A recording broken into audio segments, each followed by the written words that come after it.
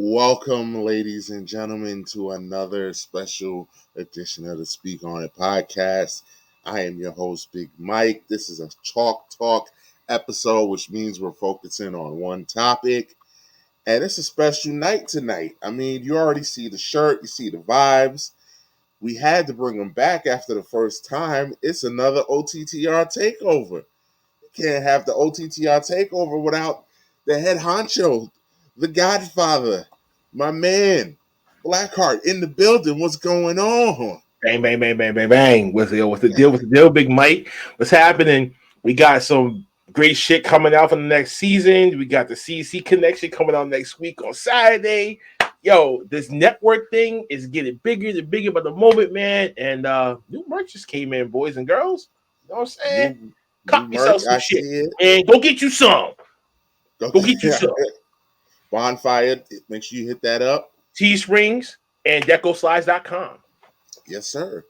And we can't be a takeover unless we don't have the second in command. My arch nemesis, my man Cyber. What's up, buddy? How are you? Oh, they miss each other. It's been a while. Inside note. Fuck you, Mike. You ain't shit. I mean, that's how we got to start it. I mean, the season ain't started yet, but we got to start it. We got to start it off right, you know? Got to get it off right. You ain't shit. But, yes, I heard you mention something about the CNC connection. Well, we've got one of those ladies here making her debut on the Speak On It podcast. My dear friend, Courtney, how are you? That's my dear friend. Guys, I am home. What's up? I got 4 days and I'm here. Wait, homie. We gotta change that name from Courtney Hall to Queen Courtney. We gotta change that name right there, man. That is the past now. We in the present time. We in the present day. Yes. Yeah, Queen Courtney's in the house. Yes. I will bring in my man Reezy's in the building. I don't know what room he's in, but let's go where we at. He's definitely outside his apartment right now. He's definitely outside his whole apartment. You know that that's salute. As cool as the other side of the pillow. I tell you, man. Yes, sir. I don't know. This is like that annoying. I know he is for you, Blackheart. He's not annoying. I love him. He's that little brother that he always has something to say. He just doesn't stop talking ever. Like, he just keeps going. He always has something to say. He's our energizer battery. He just keeps going. Wait. Come on, Tyler, man. Hit the pose. Hit the pose. Get it. Pose. Oh, yeah! That's what's up. And last but not least, I got a surprise for y'all tonight. You got one more person coming in too. We got one more? Yeah, we got one more supposed to be making his appearance soon. So be on the lookout for him. We'll open the door. We'll open that forbidden door when he gets here. Yes, sir. But this wouldn't be an OTTR takeover without bringing it back. Old school, legendary. The man, the myth, the legend. Oh, see why KB doing this? Interrupting my introduction. We gotta bring the legend in last. So I'm gonna just bring KB in because the man's got to come in last. So yes, KB, let's welcome to the party, sir. Level. Mr. KB Smooth in the house. I know, right? Looking like he's about to drop a hot new R&B single over there. That's brother Devon, man. Stop playing. He about to testify real quick. First of all, pretty boy assassin, shut the fuck up. Damn. Oh yeah. Damn. He's bringing the energy. That's number one. That's number one. He's doing shit a week hold up a second. Just because you got the damn genuine waves don't mean that you're a pretty boy, motherfucker. Oh. I'm gonna like this in a week. I want to like this shit a whole nother week from now. The shots are gonna be fired when shots gonna be fired next Friday, man. I can't wait. Man, let's get him in here. Uncle Fat, come on in here, man. Let's go. Oh, the Bacon King. Let's okay. go, So just because I was unaware of how the shit moved, my man down here, KB, looked like the Gerald without the Levert, and then you got TS. Oh, See, I take that as I take that. You know That's what? because hold up. That's because every female says, "I was made to love you, my arms to hold you." That was after they choked. You feel me? Now, I mean, you know, I gotta excuse myself from this camera, bro. Well, hold up. I gotta excuse myself. now I will say this. Let me make one correction. Now, Miss Cody, this is my first time meeting you. So there's no disrespect to you in any way, but I'm gonna have to call you Princess C because Shar has earned that queen title for me.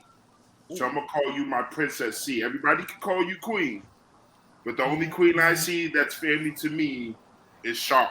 She earned that. So until I can see something that makes me be like, okay, we got two queens in this bitch. Yo, I gotta call you my princess, you know. Yo, Uncle Fast, I just see nothing but a big black shadow hovering over this motherfucking camera. Looks like a freaking solar eclipse and shit. Look, you are like the fucking boogeyman right now in my eyes. Listen. The one thing about Uncle Fast is I'm here, but I'm not here. You feel me? You will feel me. You don't have to see me. You look like freaking. You look like Is he a ghost freaking from Christmas he got Past? smoking a shitload of pot. Hey. Damn, that just sounds like when you about to have sex with somebody in the dark. You gonna feel me, but you ain't gonna see me. Right. Now that's just a 600-pound woman that just doesn't want to be seen. Well, I got man titties. Listen, I got man titties. So what you're saying is that's Nia Jackson. So hold up, Blacko. What you're saying is that's Nia Jackson in the dark, right? Oh man, that's a huge inconspicuous idea, man. No, that's a huge bitch. No, that's a huge bitch. It's not about being inconspicuous. That's a huge bitch. You know what I'm saying? I got man titties. I call them moves. So if we in the dark and we play fighting, you know, shit got to go down one way or the other. It's gonna happen. I don't know. Hold up a second, y'all. Tyler, you got you shot. You and Reezy and Courtney shot. But here's the thing. You put in that word for me. You wanted me to have a live microphone. Crazy part. I like it. I like it. I know. Hey, Reezy, Tyler, this was too me. I mean, this was Mike, you guys' fault. We might have some new rivalries I did this bring it season. to me. I'll take ownership of this. I did. No, and Reezy too. He guys, you know, KB first. KB's the guy. You asked me, I wasn't. I said KB's the guy. Bring him on the show. I mean, yo, Reezy, are you in the living room again? I'm in the living room. I'm in the kitchen. I'm not surprised. I'm not surprised. I'm a little surprised because normally it's dark as shit. The only time you see Reezy is when he decided to open his big ass mouth and smile. Yeah, he has a lit ass house and all type of shit, bro. Like I be like, bro, you living better than us. I know, right? Yo, but real shit though. Before we get started, I wanted to say thank y'all for having me, man. I really appreciate every single one. Listen, man, this is just a preview. KB, preview. Imagine what next week happens when we are live and it's like really off the charts. Well, I'm gonna put on the show. People are gonna be up heavily stimulated. Like, yo, what the fuck? So this is the way it's gonna be though. You got Tyler right here looking like he should be in a Juvenile video from the 2000s. Put up your Soldier Ray. Put up your Soldier Ray. Cause you a soldier, bro. Soldier Ray. Damn. You see Tyler wrong with that one. Yo, Tyler looks like C Murder before he got locked up. Got me locked up. No. Won't let me out. Tyler looked like Slim Thug No Balls. Okay. Tyler,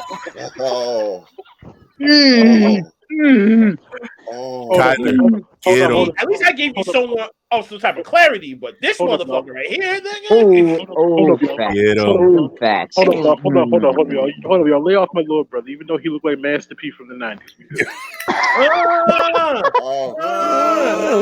Like I'm sorry. Yeah. No. Nigga, he the colonel. What is light skin tank? You have the big things. He have the big things. That's when you know I want to let it go so bad. Only New Orleans will never get tired of that. Never get tired of that shit. Well, I just want to say before the show's over, somebody needs to tell Tyler that he needs to call his twin Brittany Griner and get her out of jail. Yo. Oh, damn. What's wrong with Brittany? I'm just saying, y'all She look in alike. jail in Russia. Reese, know. where you been? I know, but that's she in his jail. twin. I thought y'all was saying something was, Yo, Tyler, free her. Free Free her. Brittany, and then we need a free Lieutenant Colonel Ridge Alcus. No, he's getting ready to go to the tank in Japan. No, we need to free Tyler's left brother that we just saw on the screen. Okay? Man, all I gotta say about that is when you go and do stupid stuff, you're gonna win stupid prizes, man. I'm sorry, but carrying drugs into a country where it's clearly illegal, I'm sorry, you played stupid. No, she tried to bring it out of Russia like a big dummy, like she wasn't going to get caught. And just because you're a WNBA star does not excuse you for being a regular human being on above the law. Right here. What kind of drug was it? It's your fault. It was like a vape cartridge with something in it. If it was something stupid like that, they should have just. Yeah, it's like vape. It's legit like vape I didn't cartridges. know what it was. Yeah, it's vape cartridges. They should have just freaking. Send her ass back here and just said you ain't allowed to come back. That's it. But you got to understand. It's vape cartridges. But you got to understand the war that just happened. The example that Russia is trying to make towards U.S. and anybody else that feel that they can do whatever they want to do after they couldn't get what they wanted. So this is all an example of greed and ignorance. First of all, she was dumb for what she did, regardless of whether it was a vape cartridge or not. You are a superstar. You got kids that look up to you. That's like the same shit that we discuss week after week when it comes to wrestlers and the shit that's coming unfold. You know this shit's gonna come to light. You can't control your addiction and wait till you get back to America, where this shit's illegal. It's legal in almost every state. You couldn't wait to get back home. You couldn't have somebody ship you some shit black market, and you got millions. You're fucking dumb. Hold on, Hitman. You just said that said that Brittany was addicted to it. Vince McMahon's addicted to pussy. That's why he's in the position he's in. Great pussy, by the way. but I think Big Mike will agree with me when I say this. This is the part where we need to kind of go ahead and veer back to where we were originally going to do. This went all over the place. Save all this negative Black Air Force One energy for next week, Friday. That's all I gotta tell you right now. I gotta get it out because I'm gonna get mine out because I won't be available next Saturday. You mean Friday? Either or. I'm booked every weekend, guys. This is wedding season. I'm booked. It is wedding season. I'll be at a wedding next week for the opener as well. But let's get to the 30th. So I know how that is. Let's get to why we're here. Let's get to why we're here. Thank you. We're gonna put this in a box because we'll be here all night if we don't limit this. So I'm gonna limit this to WWE, WCW, and ECW. The major United States ones. Let's just keep it in here. Mm-hmm. And this is our topic. Greatest wrestler to never win the world title. Now, I was just about to say that. Right, Mr. Perfect was the first one that came into mind. God damn it. We keep going with this one, but keep going. Well, I mean, I'm glad you brought him up because we have a graphic for him. Yeah, finally we get graphics. We got a graphic for him. Yes. Owen Hart was another one. Owen Hart. We got one for him too. We got a graphic for Owen too. We got a graphic for him. Yeah. But you brought him up, Blackheart. Let's dive in. Let's dive into Mr. Perfect. I mean, why do we think he never won the title? Do we think it was bad timing? Do we think he just wasn't over enough? He wasn't oozing charisma like Macho Man. Yeah. I mean, like Macho Man was, like Hogan was, like Warrior was, who was bringing in. All right, fine. Here's an example. He wasn't a big enough draw to bring in ass in those seats. Let's just say that much. He had everything. He had the look. He had the look. He had the ability. He had the family ties, and he had the connections though. So when he came in, It wasn't like, we're gonna come in here, bring him in as a jobber. No, they actually had plans for the guy. If Yes. coincident circumstances came in, if the whole steroid trial this didn't happen, the whole course over, and how Vince McMahon viewed them as far as the old guard before he went to the new generation, the Brats, the Razors, the Shawns, and we all know the whole list. He considered him in that category, was basically already stifled him because he'd been there since I want to say the 80, 87, 88 was when they brought him in. So for those years, he was there for what, like 5, 6 years. So he only won the IC title twice, and that was it. He didn't win nothing else. No tag team titles, no nothing. So I mean, it's a mystery if you ask me about Mr. Perfect. I think he should have been at least a heel champion at least once. But then again, looking at the cartoon lineup that they had, I just don't think that he would have been able to, morph that into something where they can use him for later. That's all I gotta say.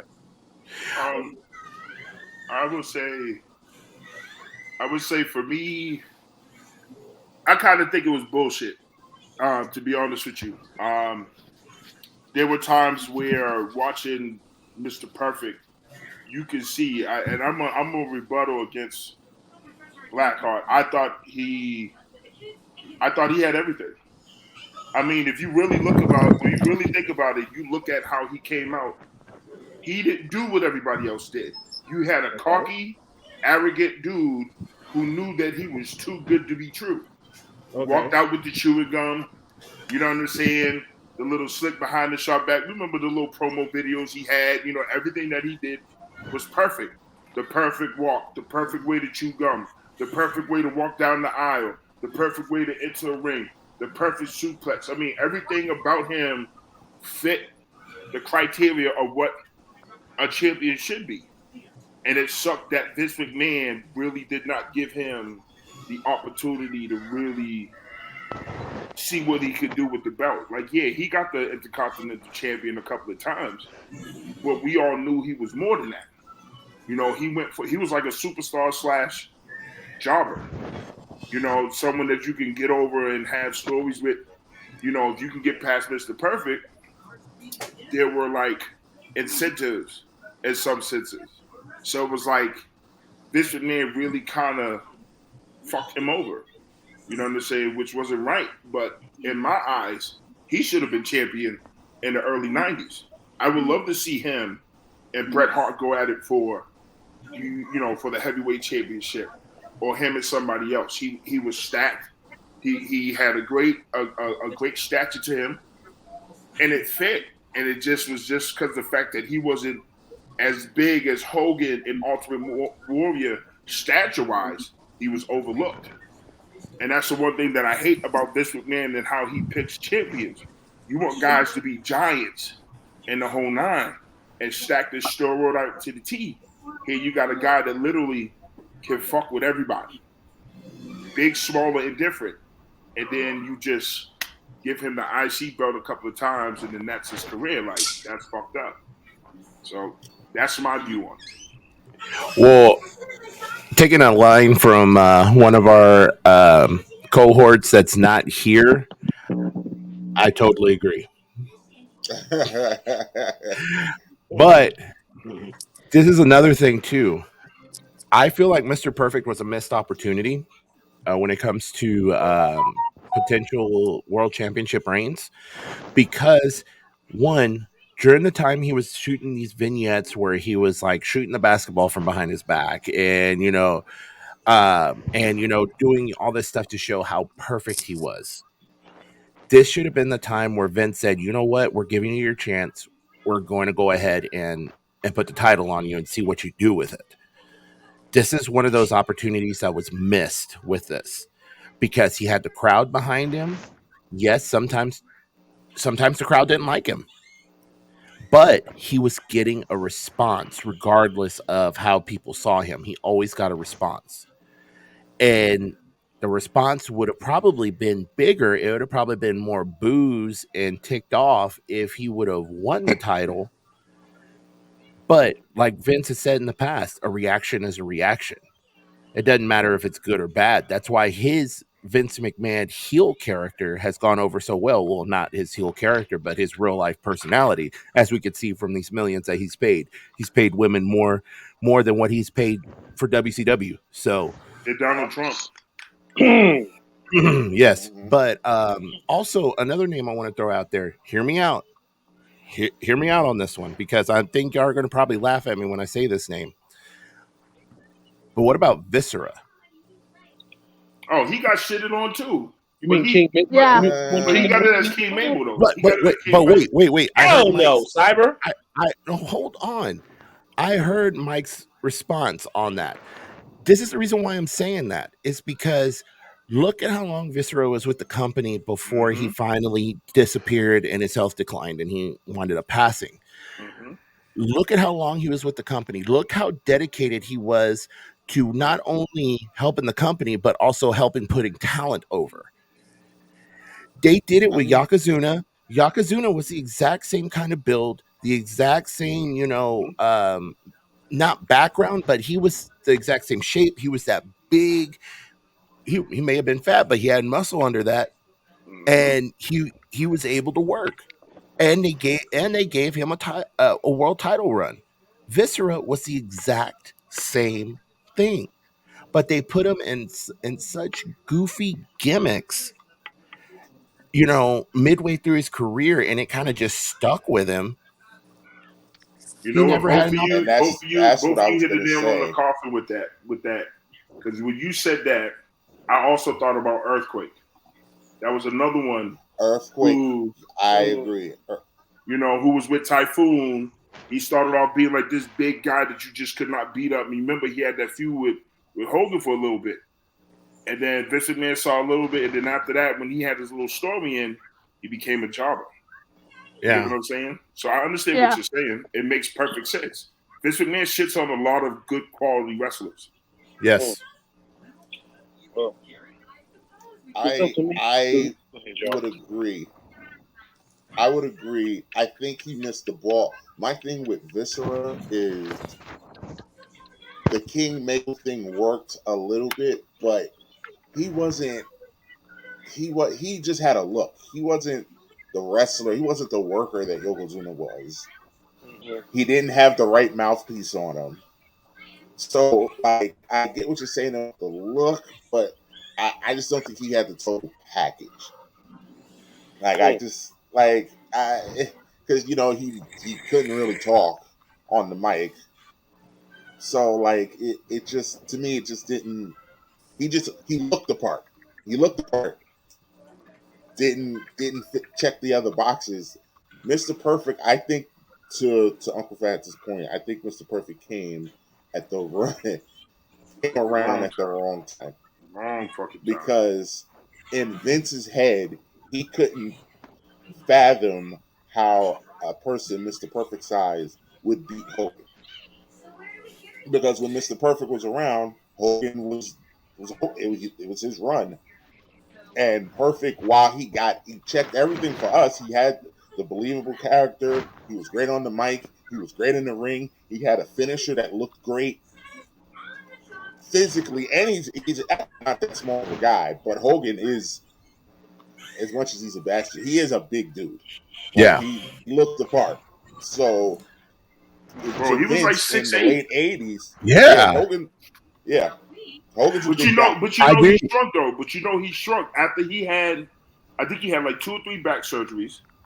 He shrunk. He shrunk down from 6'8" to about like 6'3", 6'4" because of the disc in his back was so fucked up. They had to take him out, and that shrunk him down. That's why when you see him now, he doesn't stand up straight. He stands with a little sludge. Bro, he's constantly in pain. That's what it comes down to. Is even though he's had those procedures, he's in constant pain. Another person that I completely forgot about, Jimmy Snuka. Yes, Superfly. Yeah. Mm-hmm. Jimmy Snuka, and then on top of that, we're forgetting another really big name too, Dusty Rhodes. He never won the WWE title. He was the NWA world champion.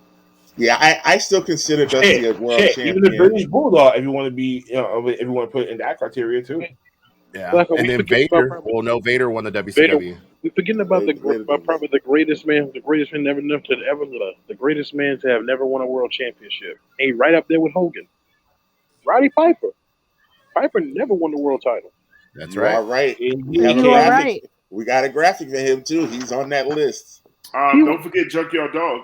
during the '80s. I think he was the biggest heel. So And Jim Duggan. Jim it Duggan also. always struck me as odd. Why would you not put the title on Piper at least I, once? at least one. He was big enough to take the title from Hogan. Oh, Yes, gotcha. and Yeah. He had issues with Vince McMahon. that's what I was about to Yeah. say. But also, issues with Vince McMahon have not stopped him in the past from putting the title on somebody. Like, let's say, for example, no, the whole thing with Bret Hart actually happened after he won the title. So there were situations with him. There were situations Warrior. with Warrior, Shawn Michaels. I think at one point there was an issue with him in regards to him either winning the title or losing it. He had some We backstage talking heat about with '90s Shawn Michaels or Rockers Shawn Michaels? no 90s Shawn Michaels. Okay. This was back when he was on He's every on that drug known to stuff. man and He's on that didn't give stuff. a crap. Oh, we He was talking about on that alky. the Playgirl era Shawn Michaels. Okay. Mm-hmm. Yes, the Yeah. one where he took that little Playboy pose with the title around his shit. Yeah. Yeah, but I'm telling you though, it has not stopped Vince McMahon from putting the title on someone he does not like because he knows if it makes him money, he does not care. That's true to a certain True. degree. That's true to a certain degree.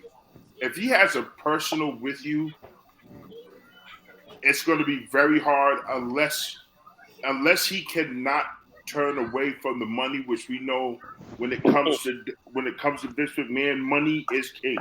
Money's like bacon to this motherfucker.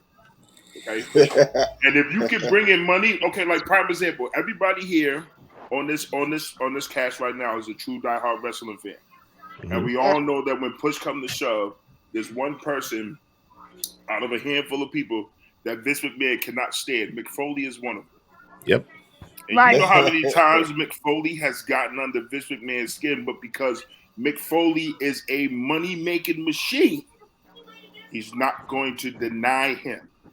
When you become as big as money, you are a gold mine to Vince McMahon. So he has to tolerate you because he knows without you, he's not going to get that money bag. He ain't gonna get that money in the bank. He ain't gonna get that Arab money. He gonna get that small time money, that ECW money, that WCW money, that Well, little entertainment type money. And yeah, that's the but big difference. yeah, and also too, let's remember when Cody Rhodes left the WWE, he burned a lot of bridges when he left. Right. Not as bad as CM Punk, but not Did it was a he? mutual split. Bro, the man It broke was the throne at Double or Nothing 2019. Come on now. exactly. But look what happened. He Cody went has back. Cody had this plan that he wanted to do, and Vince McMahon put his shit to the side, especially Triple H. Both of them put Mhm. their shit to the side and said, "You know what? We're going to bring you back. We're going to put the title on you." Now, did he solidify that plan by that match he did at Hell in a Cell this year? Absolutely. Yes, Yes. because this wasn't no makeup. Oh, I did this to put myself over. Making it think that I was a legitimate injury. It was legitimate. This It dude, was a true injury. it was a Right. true injury, and he went through the whole match. And you know what? Getting a little off topic here, but big props to Seth Rollins because he took care of him just as much as Cody took care of Seth in the other matches in that match when it came to moves and everything. So even though that Vince was ticked off and so was Triple H at Cody Rhodes, they brought him back, and I can tell you this: he's probably going to win the title at WrestleMania. Yeah, but they Yeah, have I to say do that that. on all Please. two spaces Yes. that I'm on because I think the plan is for Cody to win the Rumble, come out probably at number 30, have Cody come in at 30, win the Rumble, and then go on and challenge whoever the champion is at Mania, which I I would pray I to wouldn't God say it's not Roman 30. Reigns. I wouldn't say 30. I'd say more like 25. You know, just to kind of What's get that his. lucky number? What's that lucky 28. number? 28. Yeah, I think I would say 27, 28. Yeah, always seems to win. Yeah, that's true, but I think this is going to be a little different. And my view, in my view of this, of what Cyber just said is absolutely correct. But I also want to say this: it kind of feels like to me like this is owed to the Rhodes family. Okay, Cody coming back to the WWE had to be done because of all Mm-hmm. the years that Dusty and Cody and Dustin Rhodes have put into the company to make it what it is.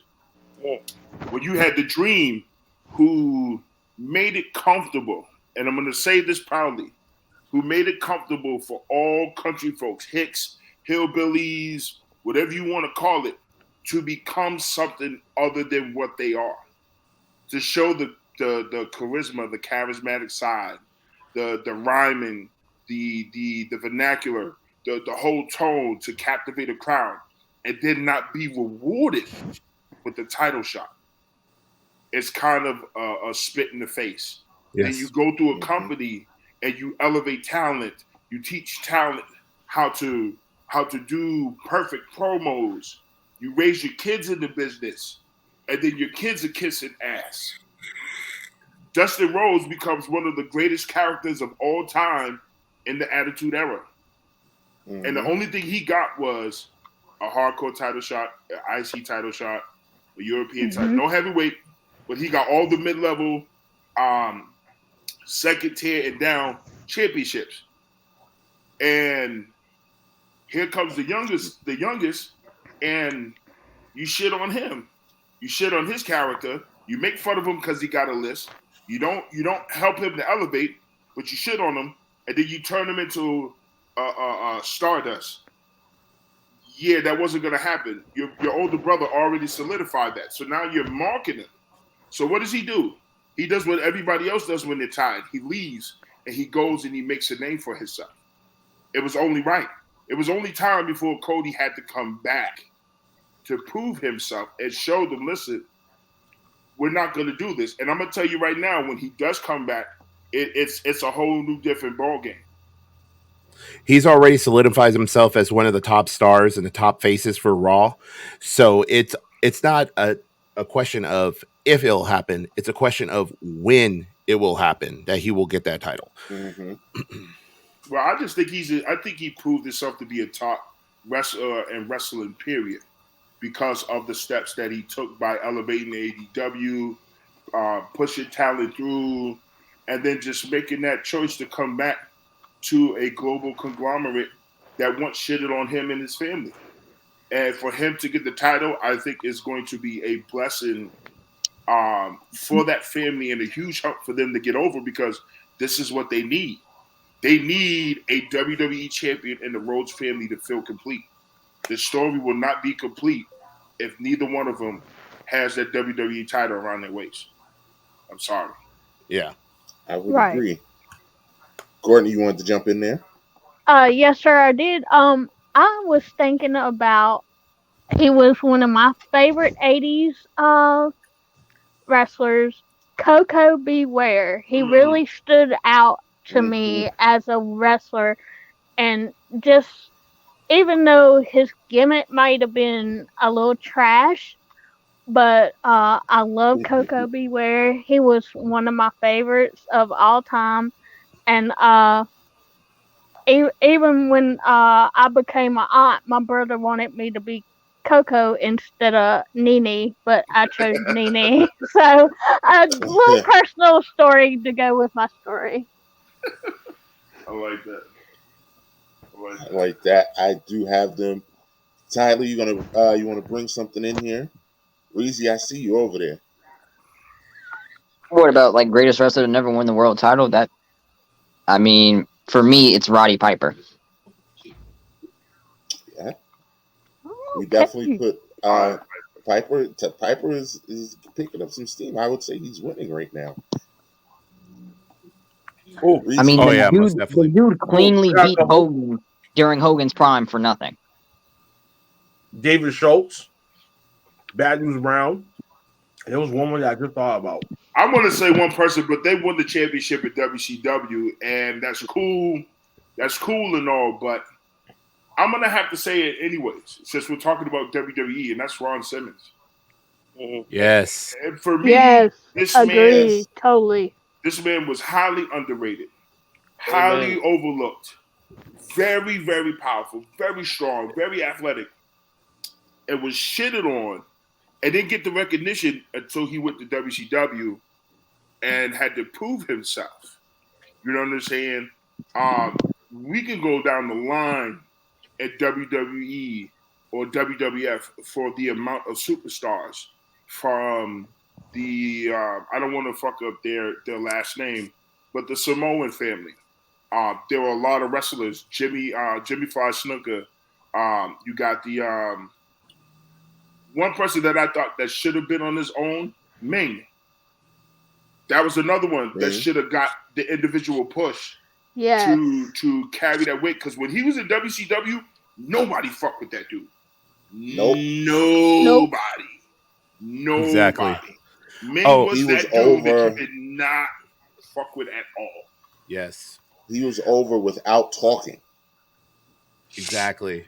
I want to add something to what Uncle Fax was saying in regards to Ron Simmons. There was a perfect situation back in the Attitude Era where they could have easily put the title on him and he could have held it for a while during the Nation of Domination time. Yeah, was that he was the easy Ahmed to Johnson? Right. Yeah, right after the Ahmed Johnson thing. Yeah. No. Right when The Rock first joined them, and Rock before was he busy as IC. elevated himself. When Rock was busy at the IC division, you could have put Ron Simmons up top.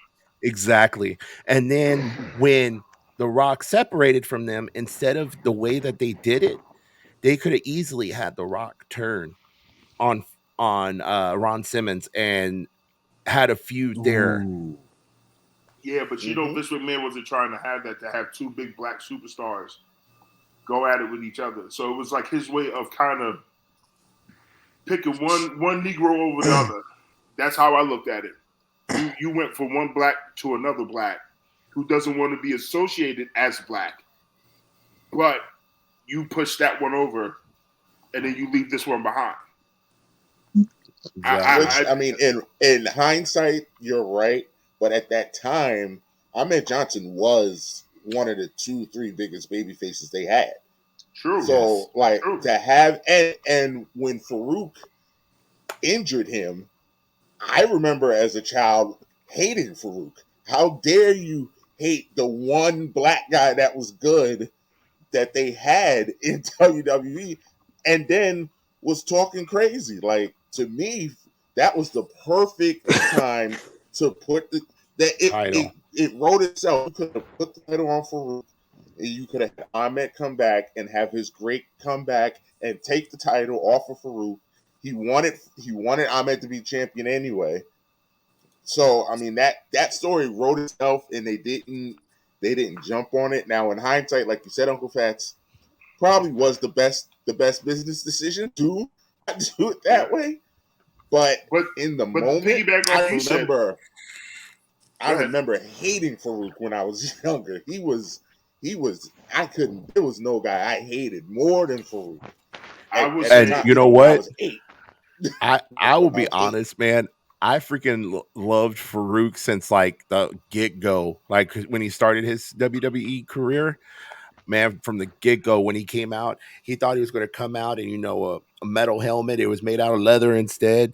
He tried to make it work, and it worked for the most part. But when he joined the Nation of Domination, and then when him and JBL started working together with the APA, oh my God, by far the best thing I have seen. And you know what? He was doing it. He was having a good time with it. And that was the big thing for me. It's because he looked like he genuinely enjoyed it. But yes, a very big missed opportunity by WWE by not putting the title on him when he was in the Nation Domination. He was considered one of the big people.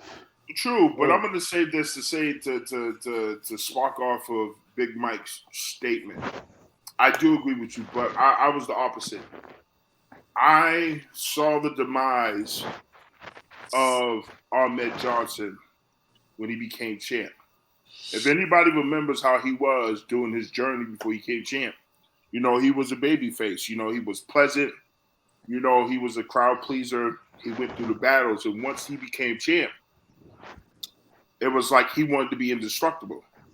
He wanted to be the Goldberg before the Goldberg. He wanted to be Goldberg before Goldberg. You're right. Yeah, he wanted to be undefeated. He didn't want to be beaten because to him it was like, I made it. And, by doing my research, a lot of motherfuckers did not like him when he became champ because he didn't want to do certain moves. He didn't want to lose the belt.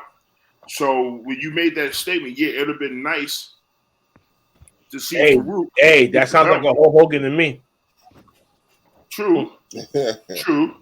But if you think about it, part of that injury was probably because of the fact that he didn't want to turn over the belt. And that's probably why Vince was like, yo, you got to get this motherfucker. Listen, there was a lot of people that didn't like Ahmed Johnson in the locker room. He was a dick. Mm-hmm. He was a straight dick. He was hard to work with. And anybody knows in wrestling, when you're hard to work with, people are going to do shit to you personally. And Farouk is one of them guys. And Farouk is one of them guys that's going to put your ass out there. He was like the soft version of a New Jack. Okay, it was like, okay, you don't want to do what's told. You don't want to as New Jack. Yeah, like a softer version without the. He's basically a Buck Bagwell, just in black with just no hat on. Right. But Mike, I got one for you. I got one for you right now, and I just thought about him too. What was his face?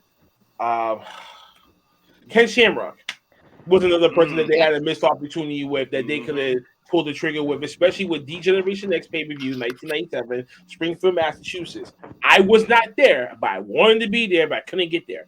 Anyway, and the main event, Shawn Michaels versus Ken Shamrock for the title. Why didn't you guys even try to do one little teeny tiny experiment and just say, hey, Shawn Michaels is hurt.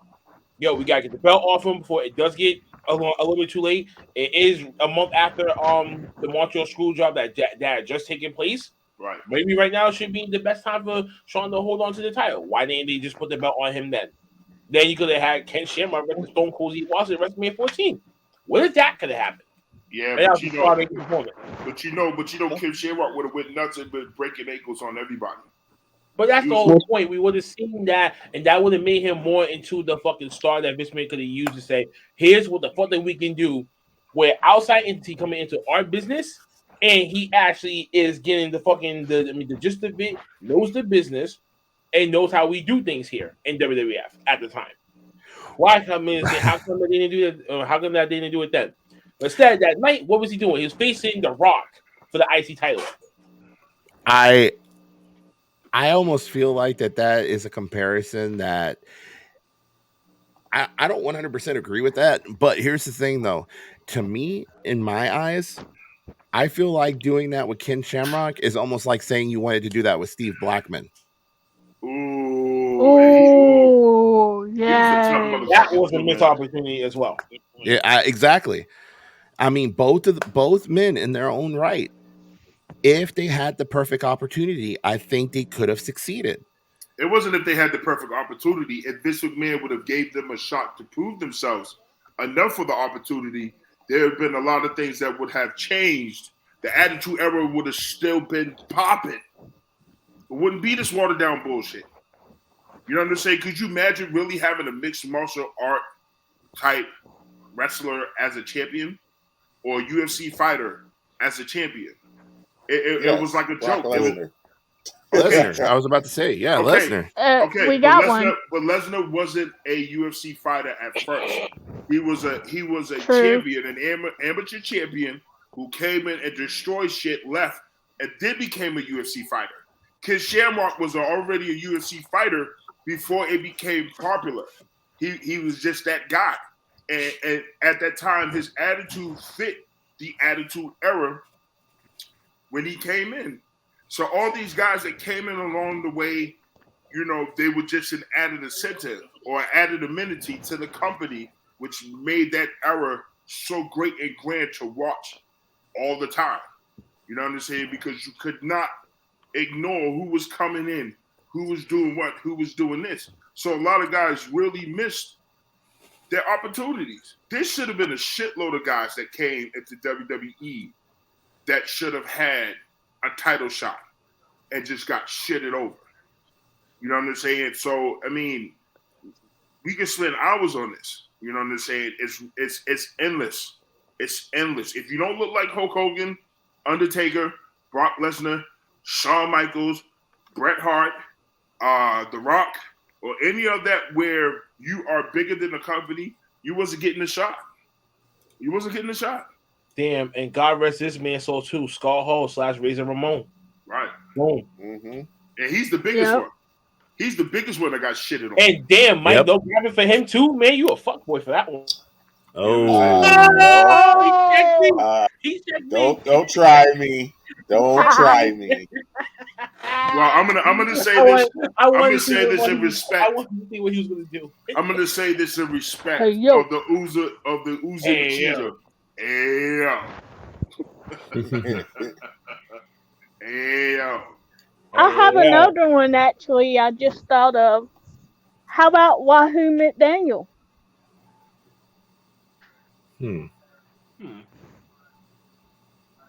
I mean, why does that name sound familiar? Yeah. He was a wrestler. No, I know he was, but I'm just saying, like, I'm trying to remember the face. Like, the name sounds real. He was the only Native American wrestler. Only Native American. Tatanka. Yeah, he was before Tonka. He was before Tonka was another one. Yep, Tonka was another one. Oh wow! I don't think he was ever at that level though. Bam Bam Bigelow is a good one. Oh, he's a great one. Yeah. Very misunderstood with that one, for real. Dead ass. They pissed me off with him because it was like, you got to fight LT, but you can't get a title shot. Tyler, I see you. The main event.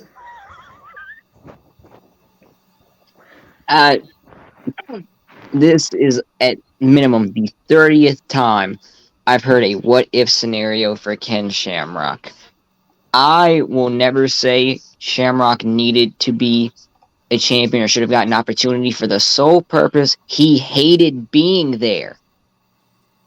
He got there and immediately hated it because of how often he was on the road. Mm-hmm. Well, yeah, but I bet you he didn't deny that money though. He sure didn't deny that. He took the money. But the whole reason he took the money thinking he would have a less of a schedule. He took it thinking his schedule wouldn't be as bad as it was when he was in UFC, only to find out it was worse. Okay, but you know what, Tyler? In your defense, I'll accept that, but I'm not going to accept that because as a grown man, you should have known. This shit comes on every week. What makes I'm only going off of what he said himself. I know, but I'm just saying. To me, Ken Shamrock chose the money. This is what happens when you choose money over your family. Or morals, for that matter. So, if anything, get mad at yourself, Shamrock Ken, for being a dumbass. Shamrock. I'm not denying that. I'm just saying, like, every time I hear someone saying he deserved to run at the title, like someone who hated being there deserved it. I said he was a great wrestler that they missed an opportunity to try. He should have never got one if he hated being there. That's not the fucking point. The point was that you're in Vince McMahon land. It doesn't matter about how the fuck that you feel. It's about what he wants. Right. Especially at that Attitude Era where everyone was trying to get up to the top anyway. Wouldn't you want to be in that midst of that midst of the pit to be like, okay, I could actually be World Heavyweight Champion, get paid top dollar. Think about it, it's 98 where things were raunchy back then. The black cable box was king back then. And the Godfather was over his hill for the whole train. Exactly. He was. And got away with it for how many years? And got away with it for how many years, Tyler? Oh, what, the Godfather? He got away for he got away with like 4 years. The Godfather's been pimping hoes since 76 and giving them the fucking Vince McMahon. Okay. And now all of a sudden, what you do in the dark will come to light. Everybody knows that Vince McMahon was a fucking slut. Everybody knows that Vince McMahon was sitting over there paying his hoes from the Glow and fucking with that what's that old ass with the two old ladies Carry that Moore, Mae Young. yeah. Hold up. You have to Oh, Hold Jesus. up, y'all. We all know Vince McMahon been pimping hoes nationwide. Yep, since Like that blunt, '76. like that blunt up and say Pimpin' NDAs ain't ain't no not easy. pimping NDAs ain't easy. Shit, nigga, listen, listen, NDAs ain't easy. That's a good one. listen. Vince McMahon is one of the biggest pimps that never got arrested. Okay, And since we talking so about the world championships, didn't Vince McMahon didn't Vince win the world title back in the Attitude Era? When I think about it, yeah, he did. No. Oh, we did? I forgot about that. I erased that from my memory. Well, I think it was when he was with that group with the Undertaker. did he? It was What, that corporate ministry shit? yeah. No. Oh, I don't think that was that. I think That it's was, when he was that feuding was with Triple 99. H. I think he was Yeah, feuding because with Triple H. he won the Royal Rumble. Yeah, but that didn't mean that he won the world title. He just waived all rights and privileges, so he don't have to do nothing. Right. So basically, The Rock was holding the title at the time anyway. So why would him and The Rock go 1-on-1 against each other at a pay per view called WrestleMania? And that was WrestleMania 15. You know that it was geared up to meant to be Stone Cold versus The Rock, WrestleMania fucking 15. That was the belt since the previous year. Yeah, but why would Vince McMahon sit there and go through a whole story about abducting his daughter and all this other shit, and then acting like it wasn't him and then turn around and it's him? This motherfucker's a mastermind. Now that was a miscalculated exit out Fucked of a up. storyline to get into the new chapter, and that was way. It was like, okay, well, now what the fuck are we really doing here, folks? But Crazy. before it was really on course. If you stayed with the Undertaker doing all this crazy shit, then finally the final deadline that would have to be Vince McMahon had to be like, "Yo, Austin, I really need you to whoop this man's ass," and then he double crosses him. That would have been the better ending, That would have been but they just did it great. wrong. Yeah. Before I switch about Because greatest that's wrestler to never win a world title, does Christian count? Because Christian technically never won the world title in WWE until he came back. but he did get it though. Even if he had He it, I got think he it had it though. for a week. I think he had it for a week or Yeah, 2 weeks. he had the WCW title. He Oh won yes. it from He Randy won for Orton Randy Orton during that whole for like a trilogy week. series and shit. Oh Yeah. yeah. So because Christian definitely would have been at the top of this list for me, but he did technically win it, and so that's why also I'm not going to put Matt Hardy up here because Matt Hardy did win the ECW title. So Speaking of I somebody who mean, bleeds the blood of the real ECW, I do not recognize that silver championship as a world and title. it's a fine line. Listen, I feel you. Like I that's agree. Oh, yeah. it's a fine line with that one, but I'll still put it in there. I'll still I'm pretty throw it sure in that there. ECW championship is how they got the concept for the tag team titles we see today. Yeah, that's a I was going Gatorade to say version. Taboo in this case, but That's like making it a Powerade belt instead of like Gatorade, bro. Well, they You had need the a Powerade they belt. had the butterfly belt. They had the penny tag team championship. They got the silver dollar tag team championships. They had the bronze. They had the bronze tag team champion. That's what I said. The penny championships. Okay, I call it the bronze. Fuck the pennies. those are pennies, bro. No, Exactly. Those are pennies. Penny should have been the champion, but Shaq left and went to the Lakers, so I'm not counting that. No, I'm not counting that shit either. So I call it the bronze. Okay. I call it 2 pennies. Okay, a 2-penny Pennies belt. made dollars. Yeah, but Yeah, when you stack up 100 of them things, damn, yo, you know your currency. Wow. shit. well, Oh, well, I was just Jesus. about to say before I switch over, I do got another name on here, Reezy. I didn't hear. Did you bring anybody up? Did you have someone you want to throw You in? are so Yeah. damn depressed right Yeah. now, bro. Yeah. I got a couple. I got Big Boss Man. He's definitely in his bedroom. Ooh. Yeah, Big Big Boss Boss Man Man should is have a been good Yeah. one. there. I say Too Cold Scorpio should. He was dope. yeah. Scorpio was Yes. dope. I forgot Uh, Yes. about him. Do that. but was he? So I would say he would have had to win the ECW title because what was it, Funk Flash or Yeah, he Oh, whatever was his a no, name Flash was. funk. Funk. That was Flash Funk. That Oh, was yeah. that That was was a that bad was gimmick. that was never good enough to win the title. But That was a Too Cold bad gimmick. Scorpio and ECW, you might have something there. But Mike. Big Boss Man. Big Come on, let's Boss Man's think a about good it. one. He was always over. Him and Bam Bam Bigelow was always over. Those two guys, it's like mind blowing that Vince just looked at him and was like, nah. And they were ahead of their time, bro. They were ahead of time. Yeah, they especially, were. especially They were Scorpio. both ahead of their time. Especially It is. Scorpio.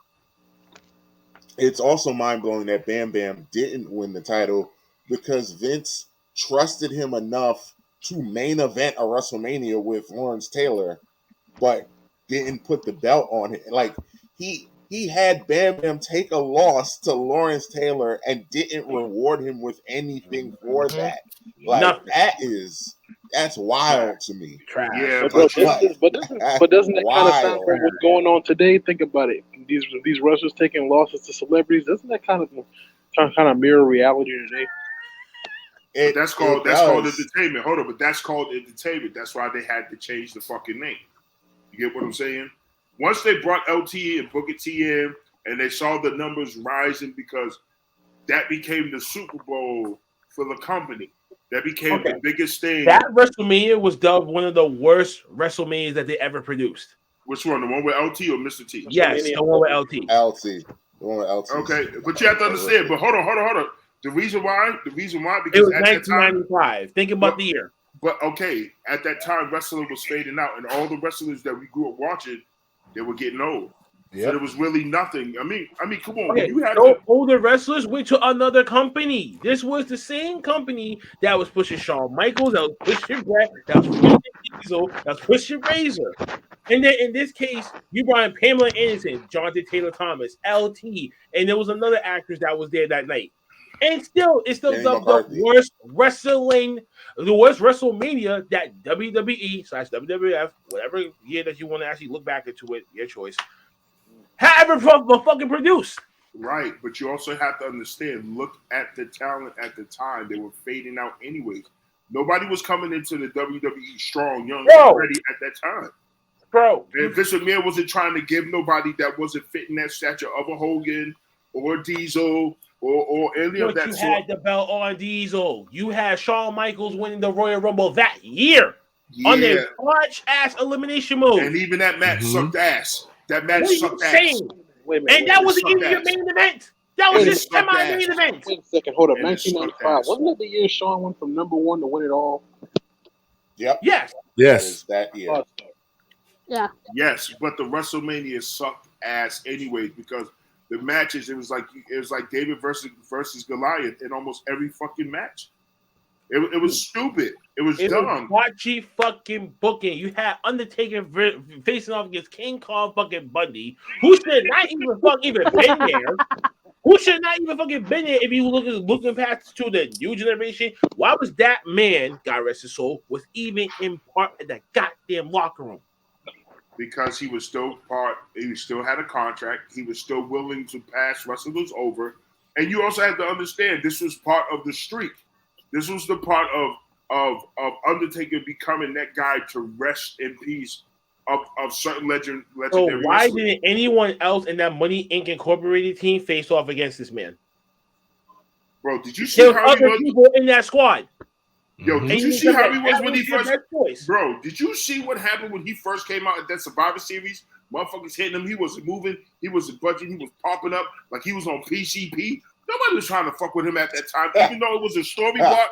Nobody was really trying to fuck with the Undertaker at that time. That motherfucker was brutal. So the only people that could really mess with him was people of his size, bro. You feed this man to King Kong Bundy that couldn't even be mobilized. It's like the fucking Bluster Bluebird, the big gray fucking wrestler that was always forever eating and shit like that before his matches. Are you serious? Bastion Booger? Gross. Yeah, Bastion Booger. Disgusting. Shameful. This is when we mean with fat motherfuckers that cannot wrestle should not be wrestling. Yeah, but no, Vince McMahon, he needed to have jobbers. He needed to have someone that the superstar. King Kong Bundy is not a jobber though. He has star power to his name. But he faded out, bro. And bad chemistry is what the fuck that brought that to that dance. So what's the same thing about Shawn Michaels and Diesel? Two best friends that should know each other front to back. How the fuck that match sucked ass? That match sucked because Shawn was trying too hard. Right. Yes. Yeah. Sean was trying. He literally was trying too hard to make it. He was being a perfectionist. He was trying too hard. He put too And much he was pressure on himself. overselling. I was just about to say Because that he sold like over the match a lot of really shit. isn't that bad, but it's just it was too much going on. Too much. Well, that's since And we talk then about great wrestlers to never win the world title. There's somebody I don't know Uncoordinated if we brought- sloppiness, dog. I don't know if we brought this guy up. What about Razor? AKA the Yeah, guy we who- did. Yeah, we said that. We did. I mean, How I'm about the George only one the who said Animal Roddy. Steel? Did he? He didn't win a Who? world title? Who? George The Animal Steel? He didn't. George No, Animal he didn't. Steel. George should have won He it. did. No, he didn't. Yeah, he should have won it. Tyler, you should've No, look but he like did. you look that up. No, he didn't. He didn't win one. But I will say That's this. another good one.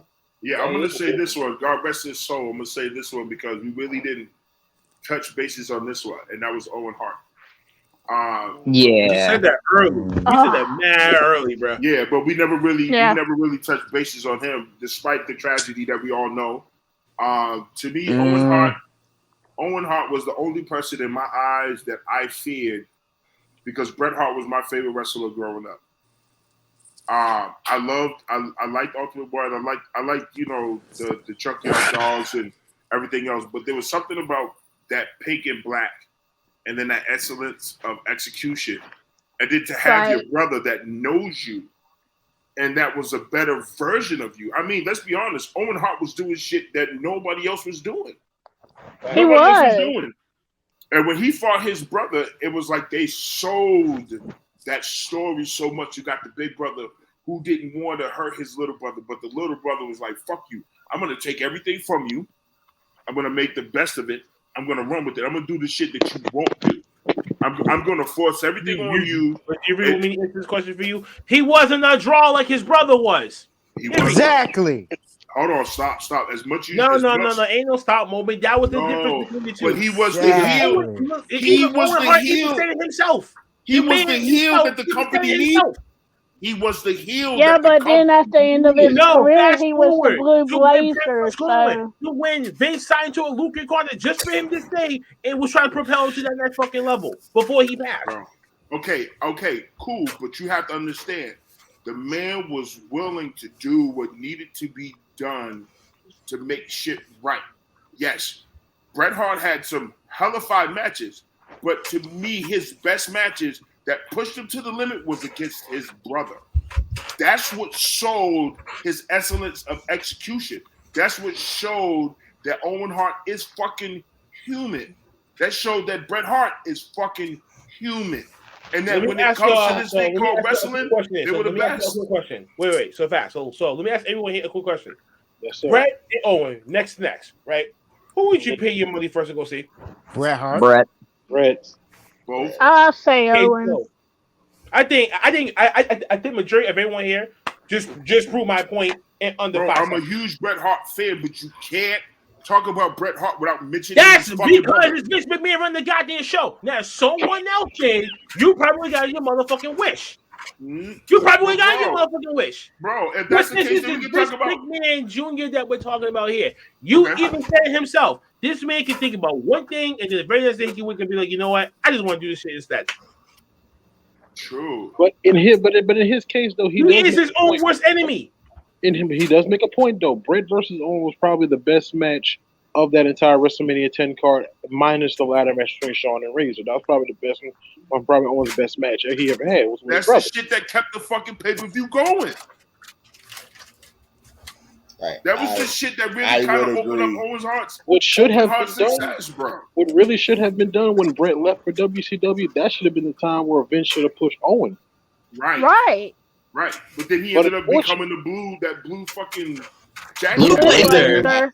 No, he turned back to the tag team specialist before they tried to put the whole chicken suit on him, and then boom, we all know what the fuck happened afterwards. And I truly believe this. Had Owen would have lived, imagine the wave of talent that came in like the year after. You would have had everyone said it in that Dark Side of the fucking Ring episode. Imagine if he would stay the fucking alive. The Chris Jerichos, the Chris Benoits, the Demon Legals. God knows how many motherfuckers that came Kurt Angle. 4 years afterwards. Yeah. Could have rejuvenated his WCW. career, and then maybe Vince might have just said, you know what, maybe it's time for me to actually put the belt on the Hart and make this legendary run happen, so maybe that can try to smooth it over with the Hart family. Owen was ahead of his time. Owen versus Kurt Angle Owen was way too ahead of his time. Oh, Podcast Poppy's in the building, man. Let's give him a round of applause. Hello, everybody. Sorry, I'm late. I was being a dad and shit. Black people time, but yet he's not black though. I'm colored. I'm a person of color. Don't start this. I run on colored people time. It's not just black people time. Over there on that side of the fence. What did he just say? Hold on. Oh Lord. Wait. What did he just say? He said I run on colored people time. He doesn't. He runs on CP time. Oh, okay. Yeah, I run on colored people time too. He tried to just say black people time. I was like, no, I run on colored people time, man. Okay. Yeah. There you go. Okay. I just say. Okay. Oh man. Yeah, me too, Dylan. Yeah. It took everything for me to hold back that joke I had for Fats just now. Like, ooh, I gotta save it.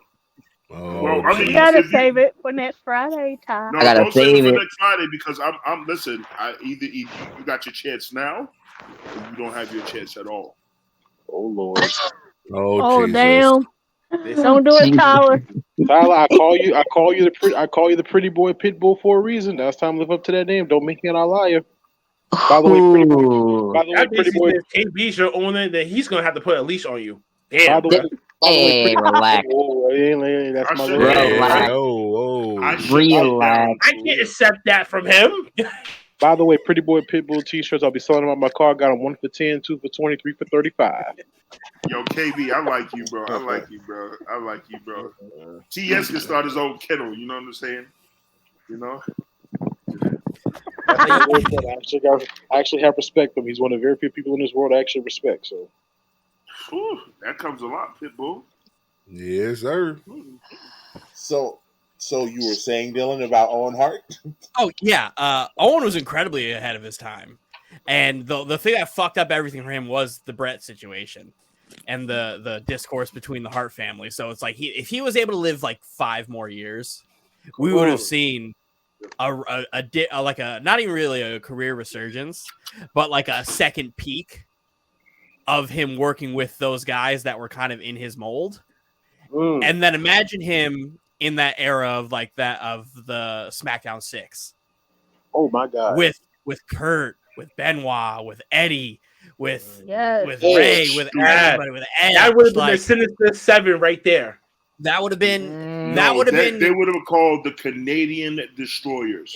That would have been the ultimate. That would have been the ultimate fucking group of ravage, technically sound savages.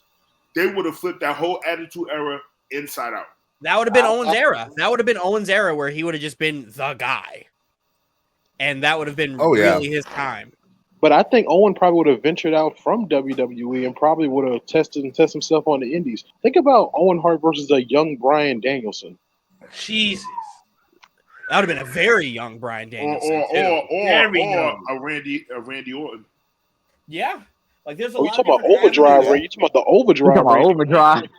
I'm talking about the Randy Orton from out of nowhere type versus the Owen Hart. That would have been Owen the Legend Killer, Randy. Yeah, the Legend Killer. That would have been great too. Oh, think about on the indies, Owen Hart versus a young CM Punk, A young AJ, a young Joe. A young Brock Lesnar. The voice of the voiceless CM Punk. There's one y'all are forgetting about during that quote Ring of Honor time. Who that? Claudio. Owen would not be able to hang with Claudio. Not a young Claudio. Claudio did not know his own strength at that point. I'm gonna pretend you didn't just say that. Claudio didn't know his own Didn't know he strength. was getting a hot Damn, take. KB. Didn't know he was getting a hot take today. I didn't. I'm gonna pretend you didn't say that. Like on everything, I'm gonna pretend you didn't say it. I'm just gonna Sweet baby Jesus. Nope. Don't even double down. I'm just gonna pretend you ain't say it.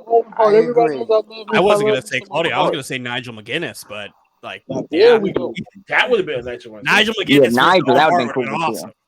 Yeah. Owen ain't hanging with a few people. The only reason why I thought of Claudio is because I knew about how much like Chris Hero always looked up to Owen. So Chris Hero could have actually guided Claudio through how to work with Owen. Okay, well then under that aspect, yeah. Yeah. Hold on, how many years was he under? How many years is he younger than Bret Hart? Who, Owen? Yeah. Owen. Hold on, I got it. Courtney said I got it. Hold up. If I had to guess, I would say probably like 5. I'm about to say like 5, maybe. I would Let's guess not forget 5. the TNA days. I mean, hell, who's to say Owen would never went to TNA when TNA was hot? I would think that. I think Owen. Him and Kaz? Hey, your first ever NWA World Heavyweight Champion. 8 years younger. I would put Owen Hart as the same criteria as. Wow. Hold on, I will put Owen Hart as the same criteria as an Undertaker, just for the smaller version of guys. The reason why I say that, hold on. Oh, I get it. The reason why I say that is because of the loyalty. You know what I'm saying? I get it. To get that push and then become that face for like the average size guys compared to Undertaker, who, you know, you had to literally prove yourselves. Them two guys would have been the two guys that you literally had to prove yourself to earn your stripes, to earn your pickings in the company. So what Vince McMahon would have proposed to Owen would have refused him from leaving and going to WCW or going to any other competitive company that he could have took over and did whatever. That was the smart thing about Vince. If he knew that you was that man, he treated you like he was that man. Undertaker's a prime example. So you're saying that let's look at a scenario where Undertaker actually kind of had to do that with a smaller guy. Let's go ahead and go to the ladder match on Raw versus Jeff Hardy. Oh, good match. Would that be a situation to where if Owen was alive, that would be a match that he would have had with Owen? Yes, because if you think about it, hold on. Yes, the reason why I say that is because if it wasn't, was he alive during the first ladder match? Absolutely, 94. Yes. Okay, so let's put it this way: we saw the success of that.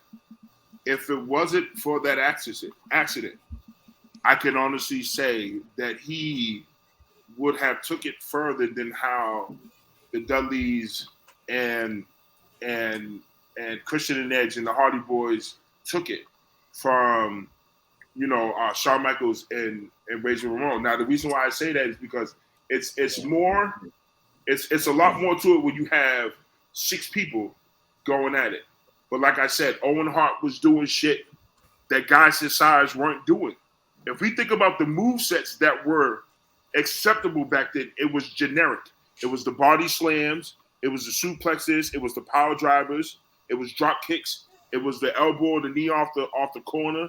Nobody was really flying. Owen Hart was the guy that was literally using the ring as his platform, whether it be jumping off the ropes, doing whatever. He was doing all of this. So to revolutionize, if it wasn't for his passing, he'd have took that shit to a whole new fucking level.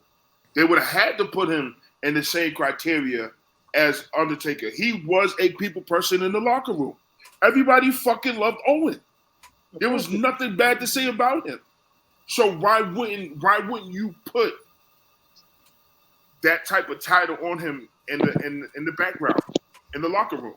You know what I'm saying? To not only help wrestlers, but to help revolutionize everything else. So you basically say he would have been the locker room leader instead of Undertaker, or No, they both would have. Okay.